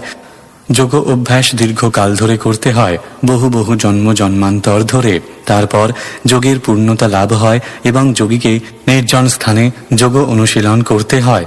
কোনো শহরে অথবা সার্বজনীন উদ্যানে যোগ অভ্যাস করা যায় না এবং কয়েক টাকার বিনিময়ে নিজেকে ভগবান বলে ঘোষণা করা যায় না। এই সমস্ত হচ্ছে ভণ্ডদের অপপ্রচার। তারা নির্জন স্থানে যোগ অনুশীলন করেন এবং বহু জন্ম জন্মান্তরের পর তারা যদি পরমেশ্বর ভগবানের শরণাগত হন তাহলেই কেবল সফল হতে পারেন। সেটি হচ্ছে যোগের পূর্ণতা। শ্লোক 29। स एव भगवानद्य हेलनं न गणय्यनः गृहेषु जातो ग्राम्याणां यस्वानां पक्षपोषणः। অনুবাদ: আমাদের মতে সাধারণ গৃহস্থদের লঘুতা গণ্য না করে সেই পরমেশ্বর ভগবান কেবল তার ভক্তদের পক্ষপাতিত্ব করার জন্যই আমাদের গৃহে প্রকট হয়েছেন। তাৎপর্য: ভগবত ভক্তেরা ভগবানের এত প্রিয় যে যদিও তিনি জন্ম জন্মান্তর ধরে নির্জন স্থানে যোগ অনুশীলনকারী যোগীদের সম্মুখে প্রকট হন না, তবুও তিনি সাধারণ গৃহস্থদের গৃহে প্রকট হতে অঙ্গীকার করেন, যারা কোনো রকম যোগ অনুশীলন ব্যতীত কেবল ভক্তিযুক্ত সেবায় যুক্ত। পক্ষান্তরে বলা যায়, ভগবত ভক্তির পন্থা এতই সরল যে এই পন্থা অবলম্বন করে গৃহস্থরা পর্যন্ত পরমেশ্বর ভগবানকে তাদের পরিবারের একজন সদস্যরূপে দর্শন করতে পারেন। যেমন কর্দম মুনি তাকে তার পুত্র রূপে দর্শন করেছিলেন। একজন যোগী হলেও তিনি ছিলেন গৃহস্থ, কিন্তু পরমেশ্বর ভগবান কপিল মুনি তার পুত্র রূপে অবতীর্ণ হয়েছিলেন। ভগবত ভক্তির পন্থা এমনই এক শক্তিশালী দিব্য পন্থা যে তা অধ্যাত্ম উপলব্ধির অন্য সমস্ত পন্থাকে অতিক্রম করে। তাই ভগবান বলেছেন যে তিনি বৈকুণ্ঠে থাকেন না অথবা যোগীদের হৃদয়েও থাকেন না, কিন্তু যেখানে তাঁর শুদ্ধ ভক্তেরা নিরন্তর তাঁর মহিমা কীর্তন করেন সেইখানে তিনি থাকেন। পরমেশ্বর ভগবানের আরেকটি নাম ভক্ত বৎসল। তাকে কখনো জ্ঞানী বৎসল বা যোগী বৎসল বলে বর্ণনা করা হয় না, তাকে সর্বদাই ভক্ত বৎসল বলে বর্ণনা করা হয়, কেননা তিনি অন্য সমস্ত অধ্যাত্মবাদীদের থেকে তার ভক্তদের প্রতি অধিক পক্ষপাতী। ভগবদ্ গীতায় প্রতিপন্ন হয়েছে যে ভক্তেরাই কেবল তাঁকে যথাযথভাবে জানতে পারেন। ভক্তা মামভিজানাতি, ভক্তির মাধ্যমেই কেবল আমাকে জানা যায়, অন্য কোনো উপায়ে নয়। এই জ্ঞানটি হচ্ছে যথার্থ, কেননা যদিও জ্ঞানীরা কেবল ভগবানের দেহ নির্গত রশ্মি ছটা বা জ্যোতি উপলব্ধি করতে পারে আর যোগীরা কেবল ভগবানের আংশিক প্রকাশকে উপলব্ধি করতে পারেন, কিন্তু ভক্তেরা যে তাঁকে কেবল যথাযথভাবে উপলব্ধি করতে পারেন শুধু তাই নয়, অধিকন্তু প্রত্যক্ষভাবে তাঁর সঙ্গ করতে পারেন। শ্লোক 30।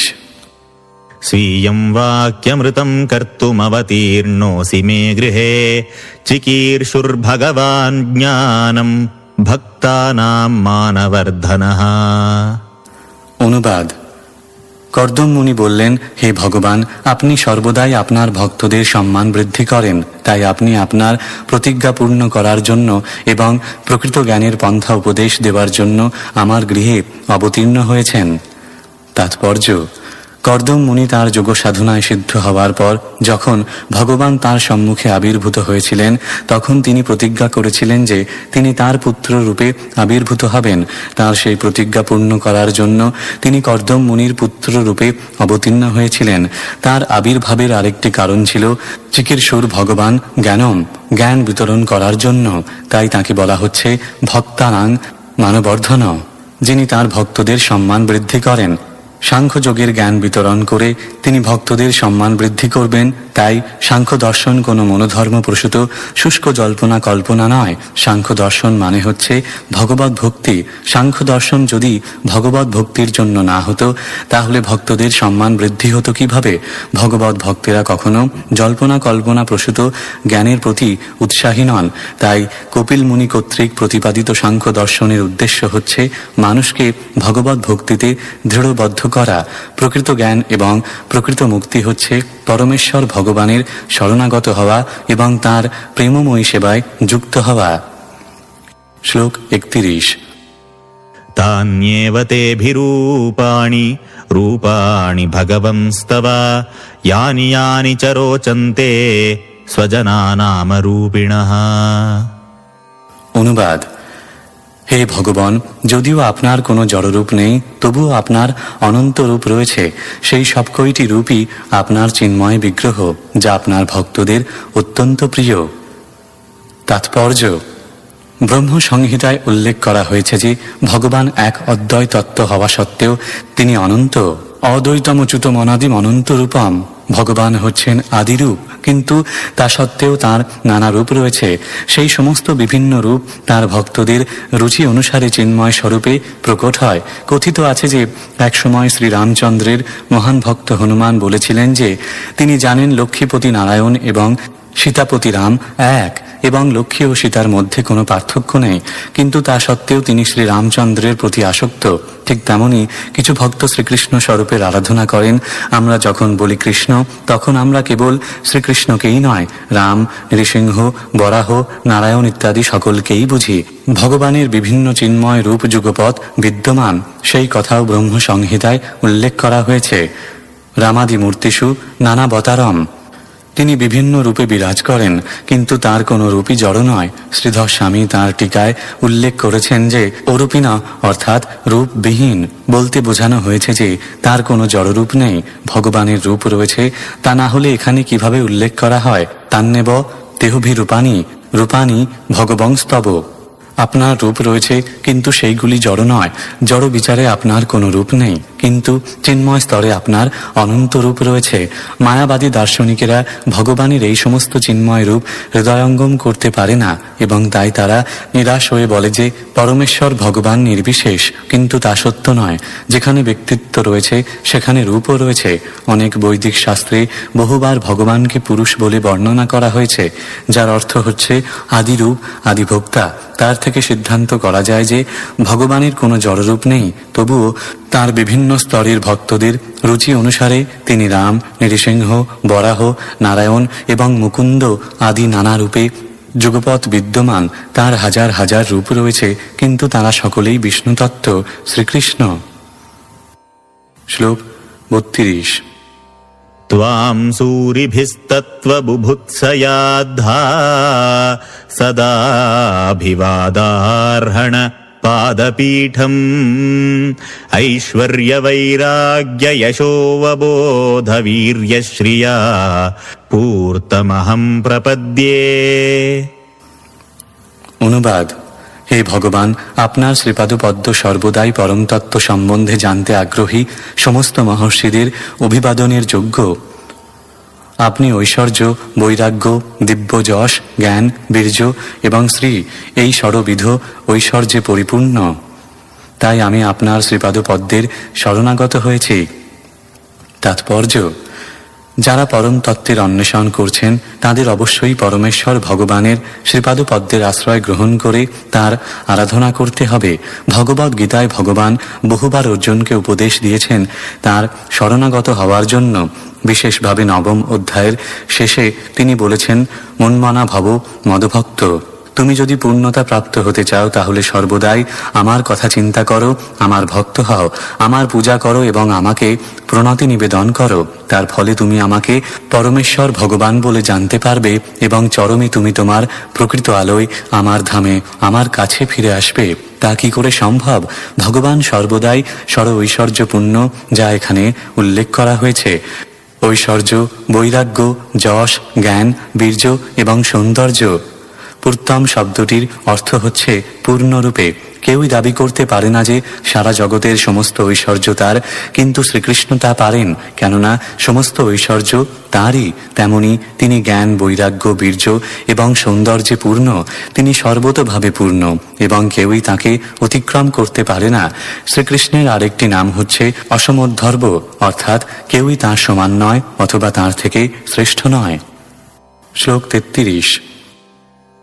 परं प्रधानं पुरुषं महान्तं कालं कविं त्रिवृतं लोकपालम् आत्मानुभूत्यानुगतप्रपञ्चम् स्वच्छन्दशक्तिं कपिलं प्रपद्ये। অনুবাদ। আমি কপিল রূপে অবতীর্ণ পরমেশ্বর ভগবানের শরণ গ্রহণ করি, যিনি স্বতন্ত্রভাবে শক্তিমান এবং দিব্য, যিনি পরম পুরুষ এবং মহত্তত্ত্ব ও মহাকাল, যিনি ত্রিগুণাত্মিকা বিশ্বের সর্বজ্ঞ পালনকর্তা এবং যিনি প্রলয়ের পর সমগ্র জড়জগৎকে আত্মসাৎ করে নেন। তাৎপর্য: এখানে কর্দম মুনি তাঁর পুত্র কপিল মুনিকে পরম বলে সম্বোধন করে 6টি ঐশ্বর্যের উল্লেখ করেছেন। সেই 6টি ঐশ্বর্য হচ্ছে সম্পদ, শক্তি, যশ, শ্রী, জ্ঞান এবং বৈরাগ্য। পরম শব্দটি শ্রীমদ্ ভাগবতের শুরুতেই পরম সত্যম বলে পরমেশ্বর ভগবানকে সম্বোধন করার মাধ্যমে ব্যবহার করা হয়েছে। পরম শব্দের ব্যাখ্যা তার পরের শব্দ প্রধানমের মাধ্যমে হয়েছে, যার অর্থ হচ্ছে সবকিছুর মুখ্য বা আদি উৎস, সর্বকারণ কারণম, সমস্ত কারণের পরম কারণ। পরমেশ্বর ভগবান নিরাকার নন, তিনি পুরুষাম বা পরম ভোক্তা, আদি পুরুষ। তিনি মহাকাল এবং সর্বজ্ঞ। তিনি অতীত, বর্তমান এবং ভবিষ্যৎ সবকিছু সম্বন্ধে জানেন, যে কথা ভগবদ্ গীতায় প্রতিপন্ন হয়েছে। ভগবান বলেছেন, আমি ব্রহ্মাণ্ডের সর্বত্র বর্তমান, অতীত এবং ভবিষ্যৎ সম্বন্ধে সবকিছু জানি। জড়জগৎ যা জড়া প্রকৃতির 3টি গুণের প্রভাবে পরিচালিত হয়, তাও তাঁরই শক্তির প্রকাশ। পরাস্য শক্তির বিবিধৈব শ্রুয়তে। আমরা যা কিছু দেখি তা সবই তাঁর শক্তির পারস্পরিক ক্রিয়া। পরস্য ব্রহ্মণ শক্তিস্তথেদম অখিলং জগৎ। এইটি বিষ্ণু পুরাণের উক্তি। আমরা বুঝতে পারি যে যা কিছু আমরা দেখি তা প্রকৃতির 3টি গুণের পারস্পরিক ক্রিয়া, কিন্তু প্রকৃতপক্ষে তা সবই হচ্ছে ভগবানের শক্তির পারস্পরিক ক্রিয়া। লোকপালম, তিনি হচ্ছেন সমস্ত জীবের পালনকর্তা। নিত্য নিত্যানাম, তিনি সমস্ত জীবেদের প্রধান। তিনি এক, কিন্তু বহু বহু জীবেদের তিনি পালন করেন। ভগবান সমস্ত জীবেদের পালন করেন, কিন্তু কেউই ভগবানকে পালন করতে পারে না। সেটি হচ্ছে তার স্বচ্ছন্দ শক্তি। তিনি কারোর উপর নির্ভরশীল নন। কেউ নিজেকে স্বতন্ত্র বলতে পারে, কিন্তু তবুও তার ঊর্ধ্বতন অন্য কারোর উপর সে নির্ভরশীল। পরমেশ্বর ভগবান কিন্তু পরম তত্ত্ব, কেউই তাঁর থেকে শ্রেষ্ঠ অথবা তাঁর সমকক্ষ নয়। কপিল মুনি কর্দম মুনির পুত্র রূপে আবির্ভূত হয়েছিলেন, কিন্তু কপিল মুনি যেহেতু পরমেশ্বর ভগবানের অবতার, তাই কর্দম মুনি পূর্ণরূপে তাঁর শরণাগত হয়ে তাঁকে তাঁর সশ্রদ্ধ প্রণতি নিবেদন করেছিলেন। এই শ্লোকের আরেকটি মহত্বপূর্ণ উক্তি হচ্ছে আত্মানুভূত্যানুগত প্রপঞ্চম। ভগবান জড়জগৎকে কপিল, রাম, নৃসিংহ, বরাহ আদি যে কোনো রূপেই অবতরণ করুন না কেন, তা সবই তাঁর অন্তরঙ্গা শক্তির প্রকাশ। সেই রূপগুলি কখনোই জড়া প্রকৃতি প্রসূত রূপ নয়। এই জড় জগতে প্রকট হয়েছে যে সমস্ত সাধারণ জীব, তাদের দেহ জড়া প্রকৃতির দ্বারা সৃষ্ট হয়েছে। কিন্তু যখন শ্রীকৃষ্ণ অথবা তাঁর কোনো অংশ অথবা কলা এই জড় জগতে অবতরণ করেন, তখন তিনি জড় শরীরে প্রকট হয়েছেন বলে মনে হলেও তাঁর শরীর জড় নয়, তাঁর দেহ সর্বদাই চিন্ময়। কিন্তু মূর্খ এবং দুষ্কৃতকারীরা, যাদের বলা হয় মূঢ়, তারা তাঁকে তাদেরই মতো একজন বলে মনে করে এবং তাই তারা তাঁকে উপহাস করে। তারা শ্রীকৃষ্ণকে পরমেশ্বর ভগবান বলে স্বীকার করতে চায় না, কেননা তারা তাঁকে বুঝতে পারে না। ভগবদ্ গীতায় শ্রীকৃষ্ণ বলেছেন, অবজানন্তি মাং মূঢ়া, যারা মূঢ় তারা আমাকে উপহাস করে। শ্রীকৃষ্ণ যখন কোন রূপ ধারণ করে অবতরণ করেন, তখন তার অর্থ এই নয় যে তিনি জড়া প্রকৃতির সহায়তায় রূপ পরিগ্রহ করেন। যে চিন্ময় রূপে তিনি চিৎ জগতে বিরাজ করেন, সেই রূপে তিনি প্রকাশ করেন। শ্লোক 34। आस्माभिपृच्छेद्य पतिं प्रजानां त्वयावतीर्णर्न उताप्तकामः परिव्रजत्पदवीमास्थितोऽहं चरिष्ये त्वां हृदि युञ्जन् विशोकः। অনুবাদ। সমস্ত জীবের প্রভু, আপনার কাছে আজ আমার কিছু জিজ্ঞাসা করার রয়েছে। যেহেতু আপনি আমাকে আমার পিতৃ ঋণ থেকে মুক্ত করেছেন এবং আমার সমস্ত বাসনা পূর্ণ হয়েছে, তাই আমি সন্ন্যাস আশ্রম অবলম্বন করতে চাই। এই গৃহস্থ জীবন ত্যাগ করে শোকরহিত হয়ে আপনাকে সর্বদাই স্মরণ করে আমি ইতস্তত বিচরণ করতে চাই। তাৎপর্য: প্রকৃতপক্ষে সংসার জীবন পরিত্যাগ করে সন্ন্যাস গ্রহণ করতে হলে সম্পূর্ণরূপে কৃষ্ণ ভাবনায় এবং আত্মায় মগ্ন হতে হয়। পারিবারিক দায় দায়িত্ব থেকে মুক্ত হয়ে সন্ন্যাস আশ্রম গ্রহণ করা আরেকটি পরিবার তৈরি করার জন্য নয়, অথবা সন্ন্যাস আশ্রমের নামে এক বিভ্রান্তিকর প্রতারণা করার জন্য নয়।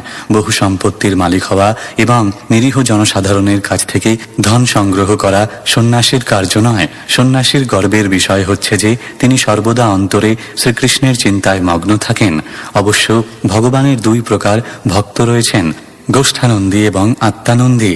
যারা ভগবানের বাণী প্রচার করেন এবং ভগবানের মহিমা প্রচার করার জন্য বহু অনুগামীদের সঙ্গে থাকেন তাদের বলা হয় গোষ্ঠানন্দী। আর যারা আত্মতৃপ্ত এবং প্রচার করার ঝুঁকি গ্রহণ করেন না তারা হচ্ছেন আত্মানন্দী। তাই তারা নির্জনে একলা ভগবানের সঙ্গে থাকেন। কর্দম মুনি ছিলেন সেই শ্রেণীর। তিনি সমস্ত উৎকণ্ঠা থেকে মুক্ত হয়ে পরমেশ্বর ভগবানকে তাঁর হৃদয়ে ধারণ করে একলা থাকতে চেয়েছিলেন। পরিব্রাজক অর্থ হচ্ছে ভ্রমণরত ভিক্ষু। পরিব্রাজক সন্ন্যাসী কখনো এক জায়গায় 3 দিনের বেশি থাকেন না। তার কর্তব্য হচ্ছে সর্বদাই ভ্রমণে থাকা, কেননা দ্বারে দ্বারে গিয়ে মানুষকে কৃষ্ণ ভক্তির জ্ঞান প্রদান করাই তার কর্তব্য। শ্লোক 35। श्रीभगवानुवाच मया प्रोक्तं हि लोकस्य प्रमाणं सत्यलौकिके अथा जनिमया तुभ्यं यदवोचमृतं मुने। অনুবাদ। পরমেশ্বর ভগবান কপিলদেব বললেন, হে মুনে, সরাসরিভাবে অথবা শাস্ত্রে আমি যা কিছু বলি তা জগতের সকলের কাছে সর্বতোভাবে প্রামাণিক। আমি পূর্বে আপনাকে বলেছিলাম যে আপনার পুত্র রূপে আমি জন্মগ্রহণ করব, তা সত্য প্রতিপন্ন করার উদ্দেশ্যে আমি অবতরণ করেছি। তাৎপর্য: ভগবানের সেবায় পূর্ণরূপে যুক্ত হওয়ার জন্য কর্দম মুনি তাঁর গৃহস্থ জীবন ত্যাগ করতে উদ্যত হয়েছিলেন। কিন্তু যেহেতু তিনি জানতেন যে স্বয়ং ভগবান কপিলদেব তাঁর পুত্ররূপে জন্মগ্রহণ করেছেন, তাহলে কেন তিনি আত্ম উপলব্ধি বা ভগবত উপলব্ধির সন্ধানে গৃহত্যাগ করতে উদ্যত হয়েছিলেন? ভগবান স্বয়ং তাঁর গৃহে উপস্থিত, তাহলে কেন তিনি গৃহত্যাগ করছেন?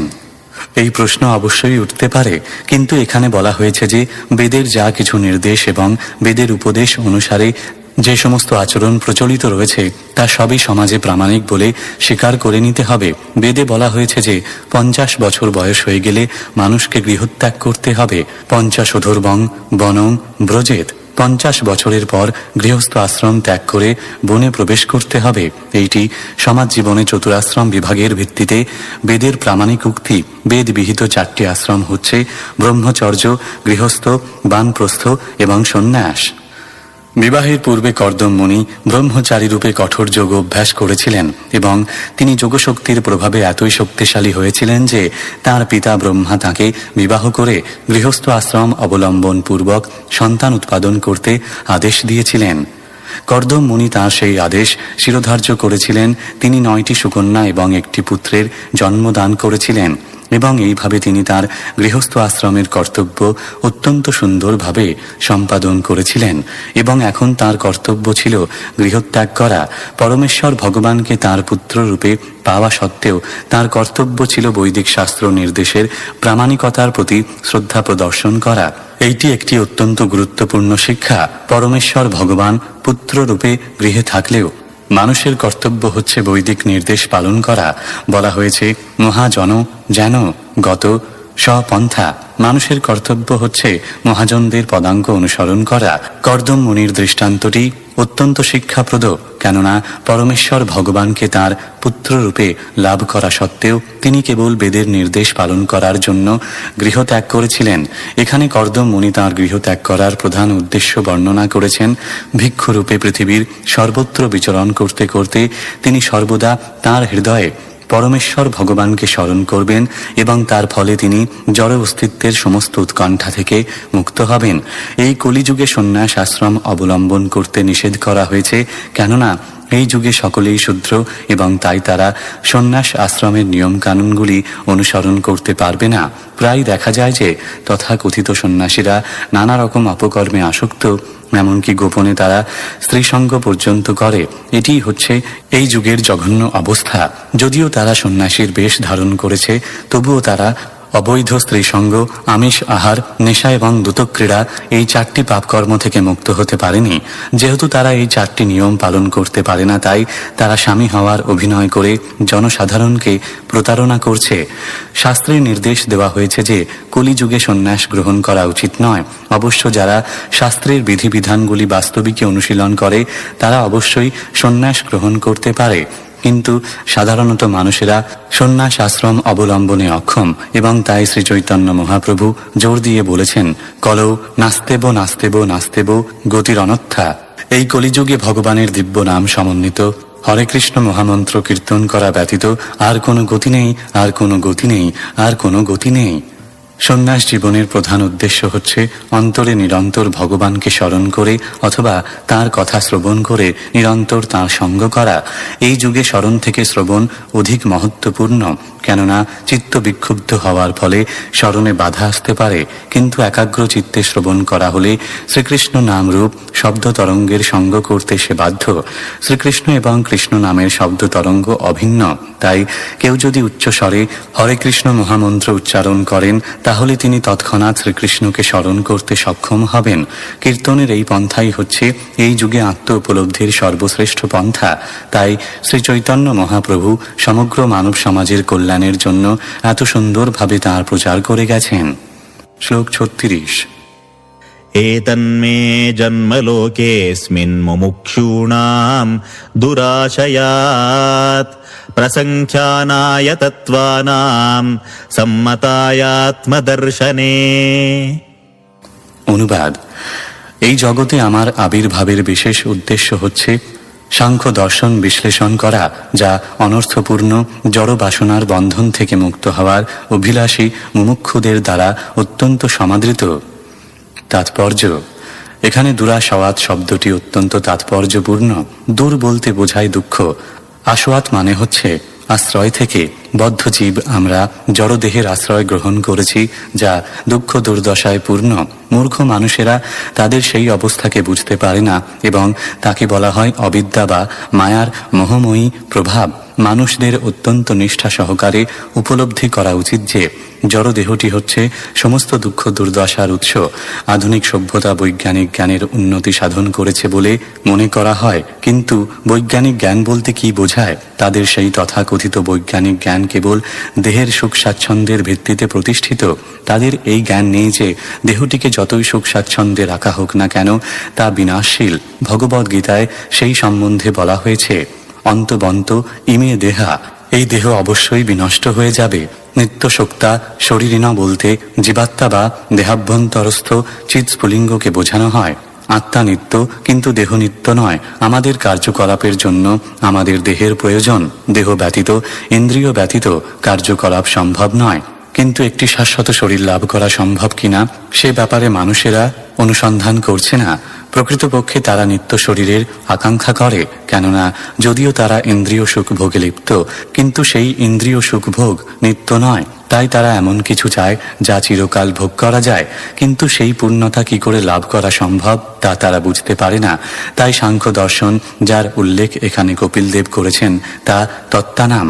সাংখ্য দর্শন প্রকৃত তত্ত্বজ্ঞান দান করার উদ্দেশ্যে রচিত হয়েছে।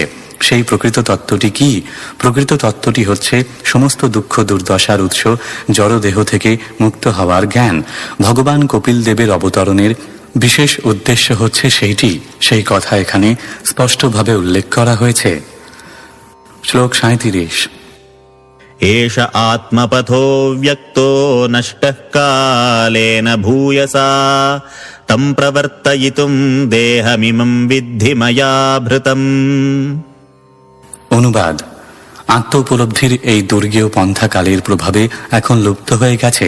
সেই দর্শন মানব সমাজে পুনরায় প্রবর্তন করার জন্য এবং বিশ্লেষণ করার জন্য আমি কপিলরূপী এই দেহ ধারণ করেছি বলে জানবেন। তাৎপর্য: জড়বাদী দার্শনিকেরা যেমন অন্য দার্শনিকদের অতিক্রম করার জন্য তাদের মতবাদ খণ্ডন করে নতুন মতবাদ প্রস্তুত করে, কপিল দেব কর্তৃক প্রবর্তিত এই সাংখ্য দর্শন সেই রকম কোনো নব্য দর্শন নয়।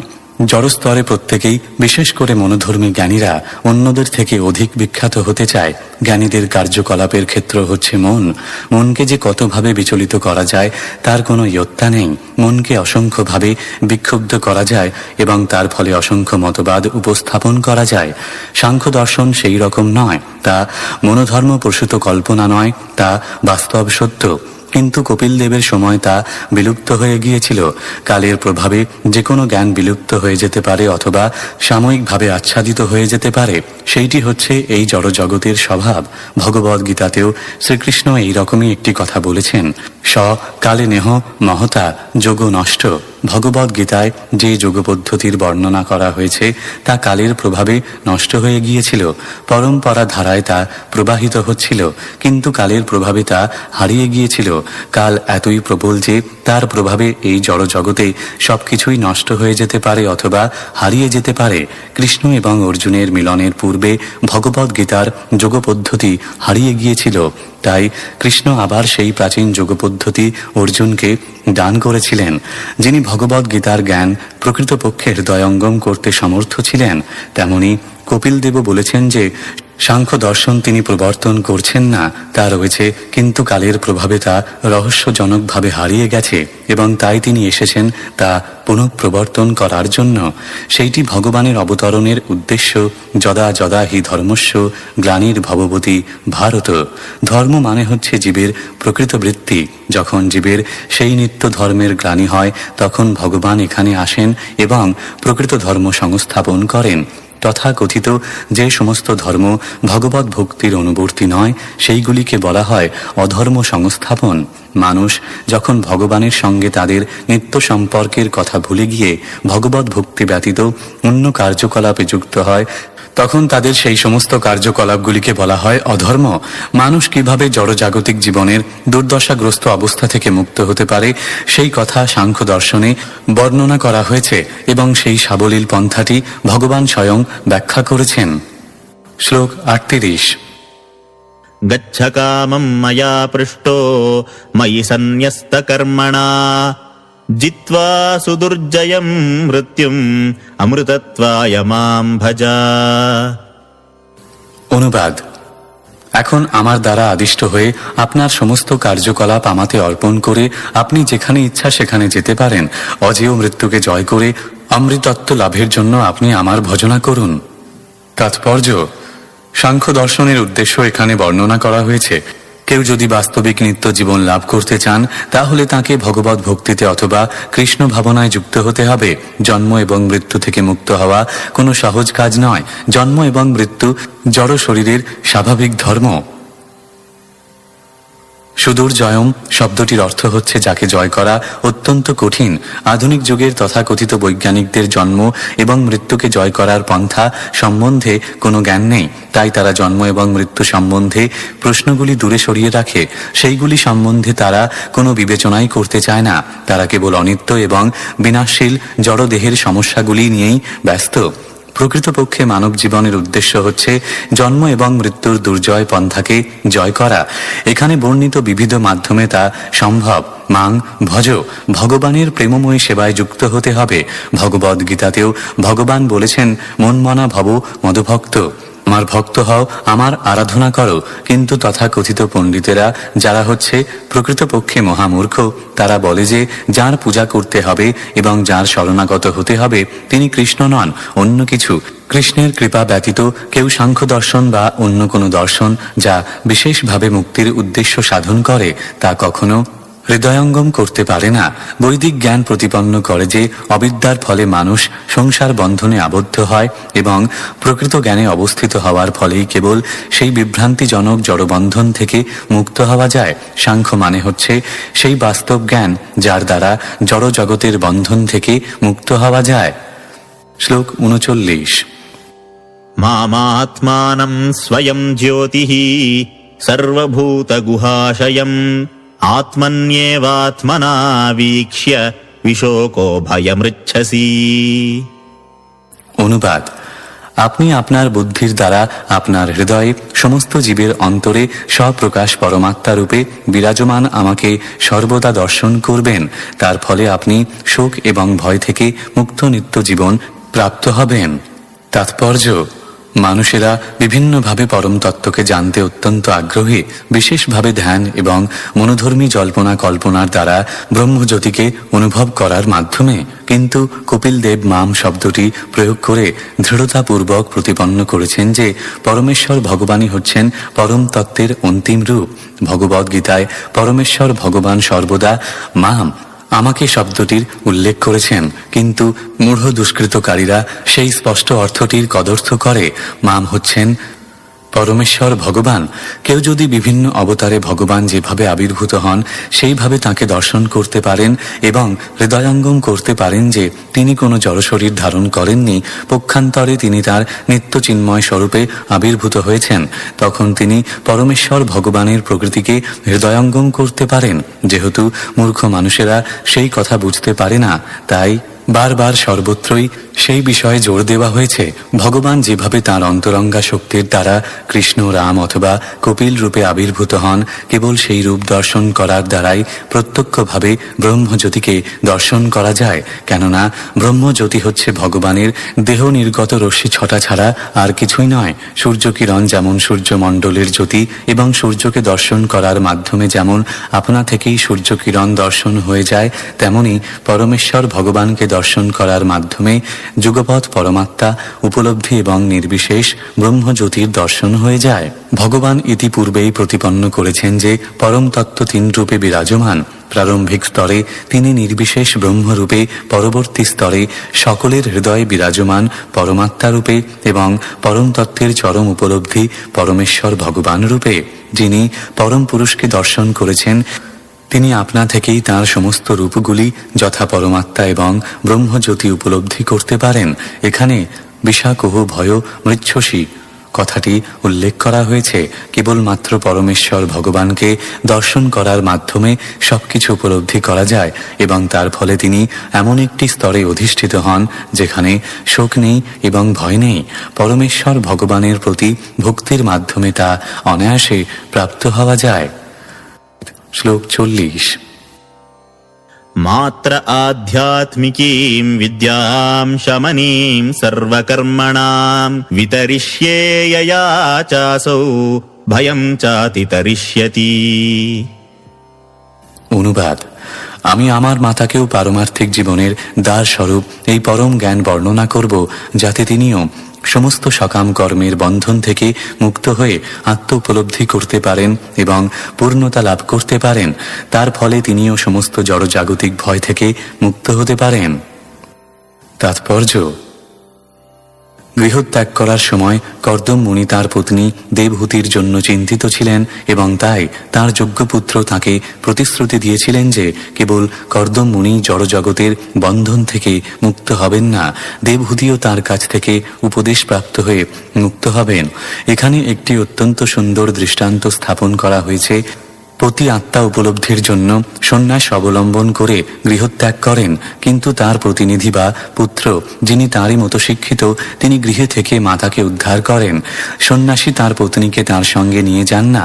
বানপ্রস্থ আশ্রমে অথবা গৃহস্থ এবং সন্ন্যাস আশ্রমের মধ্যবর্তী আশ্রমে মানুষ তার পত্নীকে সহায়ক রূপে তার সঙ্গে রাখতে পারেন, কিন্তু তাদের মধ্যে সম্ভোগের কোনো সম্পর্ক থাকে না। কিন্তু সন্ন্যাস আশ্রমে পত্নীকে সঙ্গে রাখা যায় না। অন্যথায় কর্দম মুনির মতো ব্যক্তি অবশ্যই তার পত্নীকে তার সঙ্গে রাখতেন এবং তার আত্ম উপলব্ধির সাধনায় কোনো রকম বিঘ্ন হতো না। সন্ন্যাস আশ্রমে স্ত্রীলোকেদের সঙ্গে কোনো রকম সম্পর্ক রাখা যায় না এবং কর্দম মুনি সেই বৈদিক নির্দেশ অনুসরণ করেছিলেন। কিন্তু পতি যখন পত্নীকে ছেড়ে চলে যান তখন পত্নীর কী অবস্থা হয়? তখন পুত্রের উপর তার দায়িত্ব ন্যস্ত করা হয় এবং পুত্র অঙ্গীকার করেন যে তিনি তার মাতাকে সংসার বন্ধন থেকে উদ্ধার করবেন। স্ত্রী লোকেরা সন্ন্যাস গ্রহণ করতে পারেন না। আধুনিক যুগের তথাকথিত পারমার্থিক সংস্থাগুলি মহিলাদেরও সন্ন্যাস দিচ্ছে, যদিও বৈদিক শাস্ত্রে মহিলাদের সন্ন্যাস গ্রহণ অনুমোদন করা হয়নি।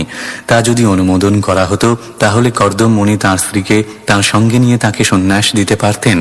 মহিলাদের অবশ্য কর্তব্য হচ্ছে গৃহে থাকা। তাদের জীবনের কেবল তিনটি স্তর: পিতার উপর নির্ভরশীল বাল্যাবস্থা, পতির উপর নির্ভরশীল যৌবন অবস্থা এবং কপিল মুনির মতো উপযুক্ত পুত্রের উপর নির্ভরশীল বৃদ্ধাবস্থা। বৃদ্ধাবস্থায় মহিলাদের উন্নতি নির্ভর করে তার উপযুক্ত পুত্রের উপর। আদর্শ পুত্র কপিল মুনি তার পিতাকে আশ্বাস দিয়েছেন যে তিনি তার মাতাকে উদ্ধার করবেন, যাতে তার পিতা তার পত্নীর দুশ্চিন্তা থেকে মুক্ত হয়ে শান্তিপূর্বক প্রস্থান করতে পারেন। শ্লোক 41।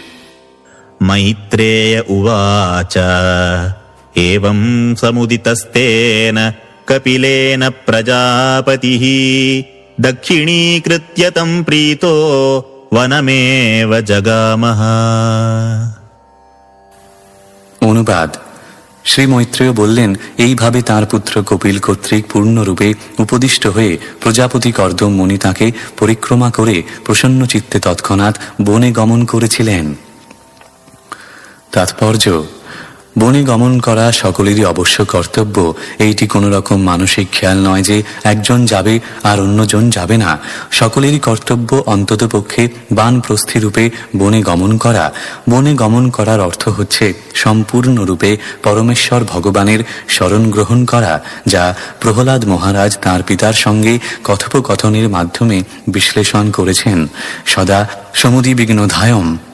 শ্রীমদ্ ভাগবত কাণ্ড 7 অধ্যায় 5 শ্লোক 5। যারা অনিত্য জড় শরীর গ্রহণ করেছে তারা সর্বদাই উৎকণ্ঠায় পূর্ণ। তাই এই জড় শরীরের দ্বারা প্রভাবিত না হয়ে তার বন্ধন থেকে মুক্ত হওয়ার চেষ্টা করা উচিত। সেই বন্ধন থেকে মুক্ত হওয়ার প্রারম্ভিক প্রক্রিয়া হচ্ছে বনে গমন করা, অথবা পারিবারিক সম্পর্ক পরিত্যাগ করে সম্পূর্ণরূপে কৃষ্ণ ভাবনায় যুক্ত হওয়া। বনে গমন করার সেইটি হচ্ছে উদ্দেশ্য। তা না হলে বন হচ্ছে বাঁদর এবং অন্যান্য বন্য পশুদের স্থান। বনে যাওয়ার অর্থ বাঁদর হওয়া অথবা কোনো হিংস্র পশু হওয়া নয়। তার উদ্দেশ্য হচ্ছে সম্পূর্ণরূপে পরমেশ্বর ভগবানের শরণ গ্রহণ করা এবং তার সেবায় নিজেকে সম্পূর্ণরূপে যুক্ত করা। প্রকৃতপক্ষে মানুষের বনে যাওয়ারও প্রয়োজন নেই। বর্তমান সময়ে বড় বড় শহরে জীবন অতিবাহিত করেছে যে সমস্ত মানুষ, তাদের জন্য তা যুক্তিযুক্তও নয়। প্রহ্লাদ মহারাজ যে বিশ্লেষণ করেছেন, পারিবারিক জীবনের দায় দায়িত্ব নিয়ে সর্বদা ব্যস্ত থাকা উচিত নয়, কেননা কৃষ্ণ ভক্তি ব্যতীত পারিবারিক জীবন একটি অন্ধকূপের মতো। যদি কেউ খেতে একটি অন্ধকূপে পড়ে যায়, তাকে রক্ষা করার মতো কেউ যদি সেখানে না থাকে, তাহলে বছরের পর বছর ধরে চিৎকার করলেও কেউই দেখতে পাবে না অথবা শুনতে পাবে না কোথা থেকে সেই চিৎকারের শব্দ আসছে। মৃত্যু অবশ্যম্ভাবী। তেমনি যারা পরমেশ্বর ভগবানের সঙ্গে তাদের নিত্য সম্পর্কের কথা ভুলে গেছে, তারা পারিবারিক জীবনের অন্ধকূপে পতিত হয়েছে। তাদের অবস্থা অত্যন্ত ভয়ঙ্কর। প্রহ্লাদ মহারাজ উপদেশ দিয়েছেন যে যেভাবেই হোক না কেন সেই অন্ধকূপ পরিত্যাগ করে কৃষ্ণ ভক্তি অবলম্বন করা উচিত, এবং তার ফলে সে দুর্ভাবনা এবং উৎকণ্ঠায় পূর্ণ জড়বন্ধন থেকে মুক্ত হবে। শ্লোক 42। व्रतं स आस्थितो मौनमात्मैकशरणो मुनिः निस्सङ्गो व्यचरत्क्षोणीमनग्निरनिकेतनः। অনুবাদ: সর্বদা পরমেশ্বর ভগবানকে স্মরণ করার জন্য এবং সর্বতোভাবে তাঁর স্মরণ গ্রহণ করার জন্য কর্দম মুনি মৌনব্রত অবলম্বন করেছিলেন। নিঃসঙ্গ হয়ে একজন সন্ন্যাসী রূপে তিনি পৃথিবীর সর্বত্র বিচরণ করতে লাগলেন। অগ্নি এবং আশ্রয়ের সঙ্গে তার কোনো সম্পর্ক ছিল না। তাৎপর্য: এখানে অনগ্নির এবং অনিকেতন শব্দ দুইটি অত্যন্ত তাৎপর্যপূর্ণ। সন্ন্যাসীর কর্তব্য হচ্ছে অগ্নি এবং বাসস্থান থেকে সম্পূর্ণরূপে অনাসক্ত থাকা। গৃহস্থদের যজ্ঞ করার জন্য অথবা রন্ধন করার জন্য অগ্নির সঙ্গে সম্পর্ক থাকে, কিন্তু সন্ন্যাসী এই দুইটি দায়িত্ব থেকে মুক্ত। তাকে রন্ধন করতে হয় না অথবা যজ্ঞ করতে হয় না। যেহেতু তিনি সর্বদা কৃষ্ণ ভক্তিতে যুক্ত, তাই ধর্মের এই সমস্ত অনুষ্ঠানগুলি তিনি ইতিমধ্যেই সম্পাদন করেছেন। অনিকেতন মানে হচ্ছে বাসস্থানবিহীন।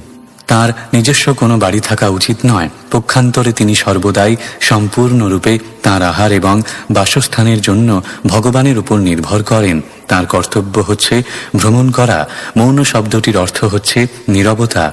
নীরব না হলে ভগবানের লীলাবিলাস এবং কার্যকলাপ সম্পূর্ণরূপে স্মরণ করা যায় না।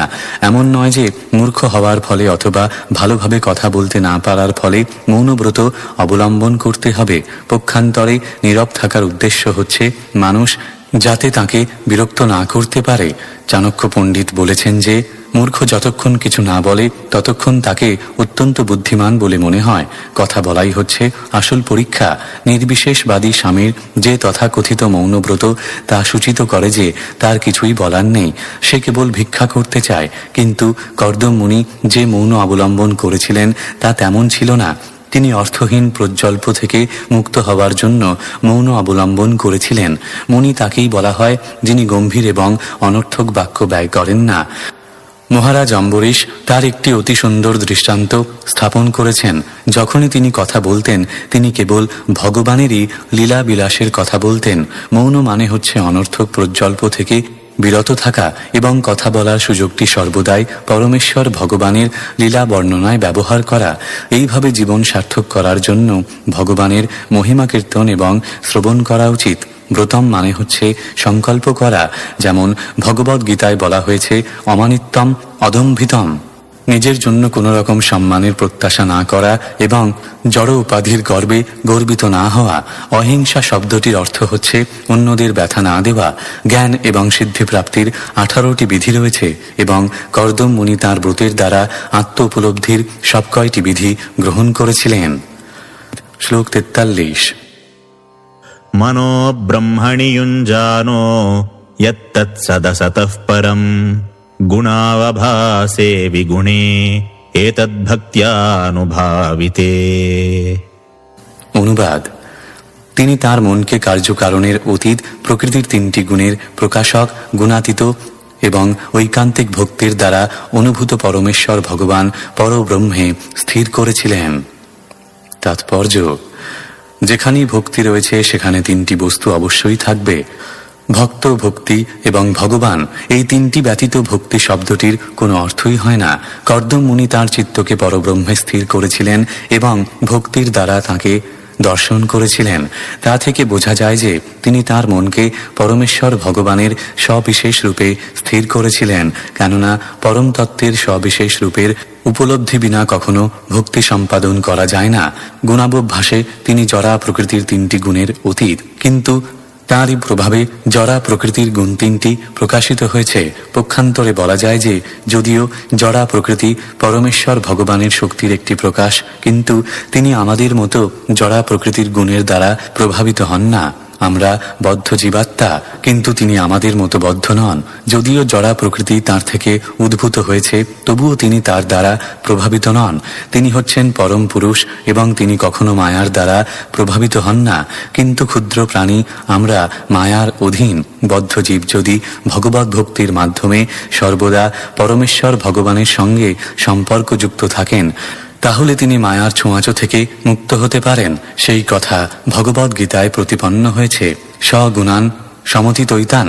যে ব্যক্তি কৃষ্ণ ভক্তিতে যুক্ত হয়েছেন তিনি তৎক্ষণাৎ জড়া প্রকৃতির গুণের প্রভাব থেকে মুক্ত হয়ে যান। অর্থাৎ বদ্ধ জীব যখন ভগবত ভক্তিতে যুক্ত হন তখন তিনিও ভগবানের মতো মুক্ত হয়ে যান। শ্লোক 44। নিরহংকৃতিমর্মশ্চ নির্দ্বন্দ্ব সমদৃক্ স্বদৃক্ প্রত্যক প্রশান্তর্ধীর্ধীরঃ প্রশান্তোর্মিরিবোদধিঃ।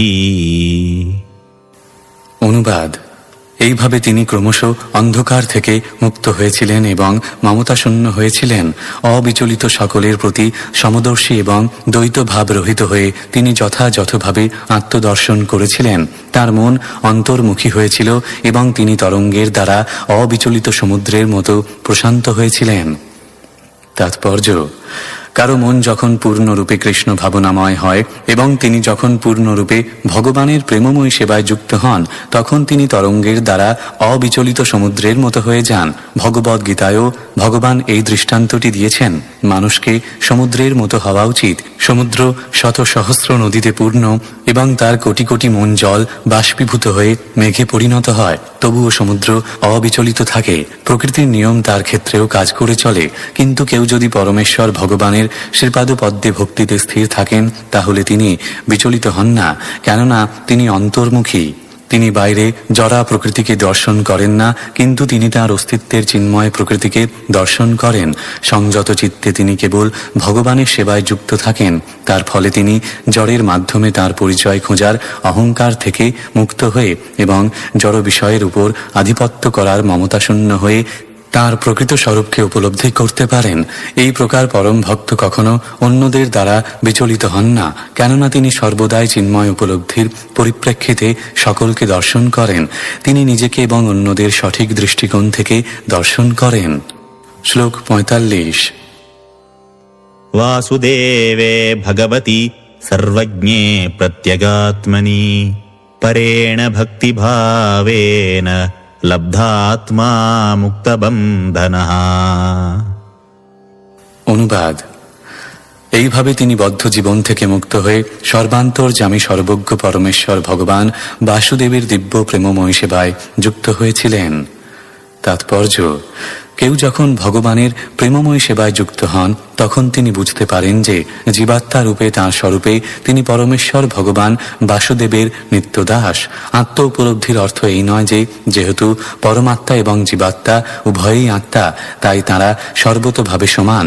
জীবাত্মার বদ্ধ হওয়ার প্রবণতা রয়েছে, কিন্তু পরমাত্মা কখনোই বদ্ধ হন না। বদ্ধ জীবাত্মা যখন বুঝতে পারেন যে তিনি পরমাত্মার অধীন, তখন তাঁর স্থিতিকে বলা হয় লব্ধাত্মা বা মুক্তবন্ধন। জড় কলুষ ততক্ষণই থাকে যতক্ষণ জীব নিজেকে ভগবানের সমকক্ষ বলে মনে করে। এটিই হচ্ছে মায়ার অন্তিম জাল। মায়া সর্বদাই বদ্ধ জীবেদের প্রভাবিত করে।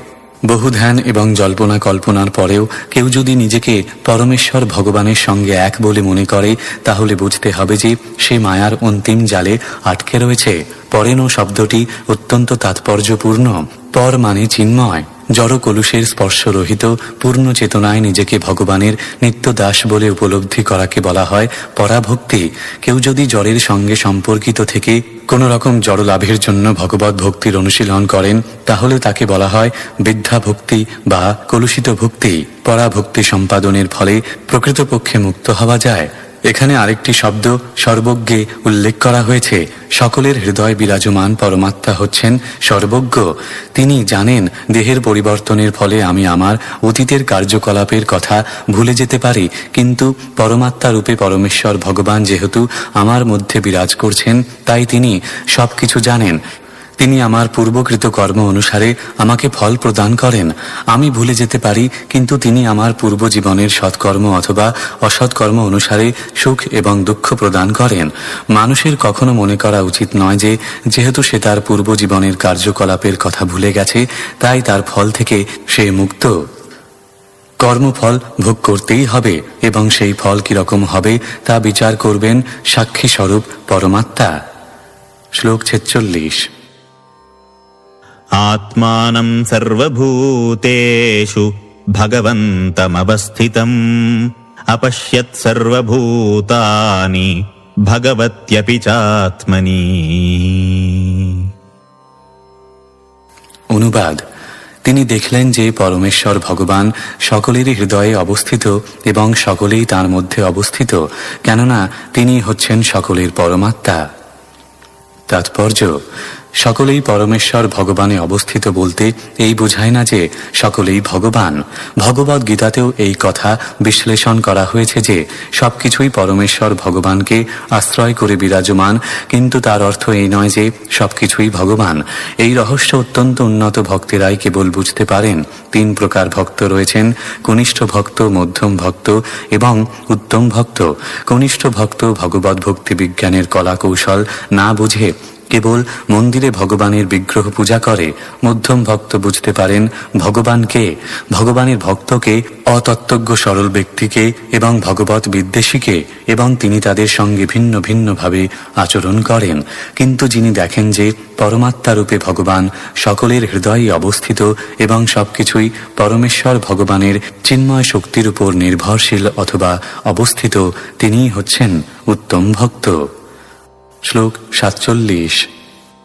इच्छाद्वेषविहीनेन सर्वत्र समचेतसा भगवद्भक्तियुक्तेन প্রাপ্তা ভাগবতী গতিঃ।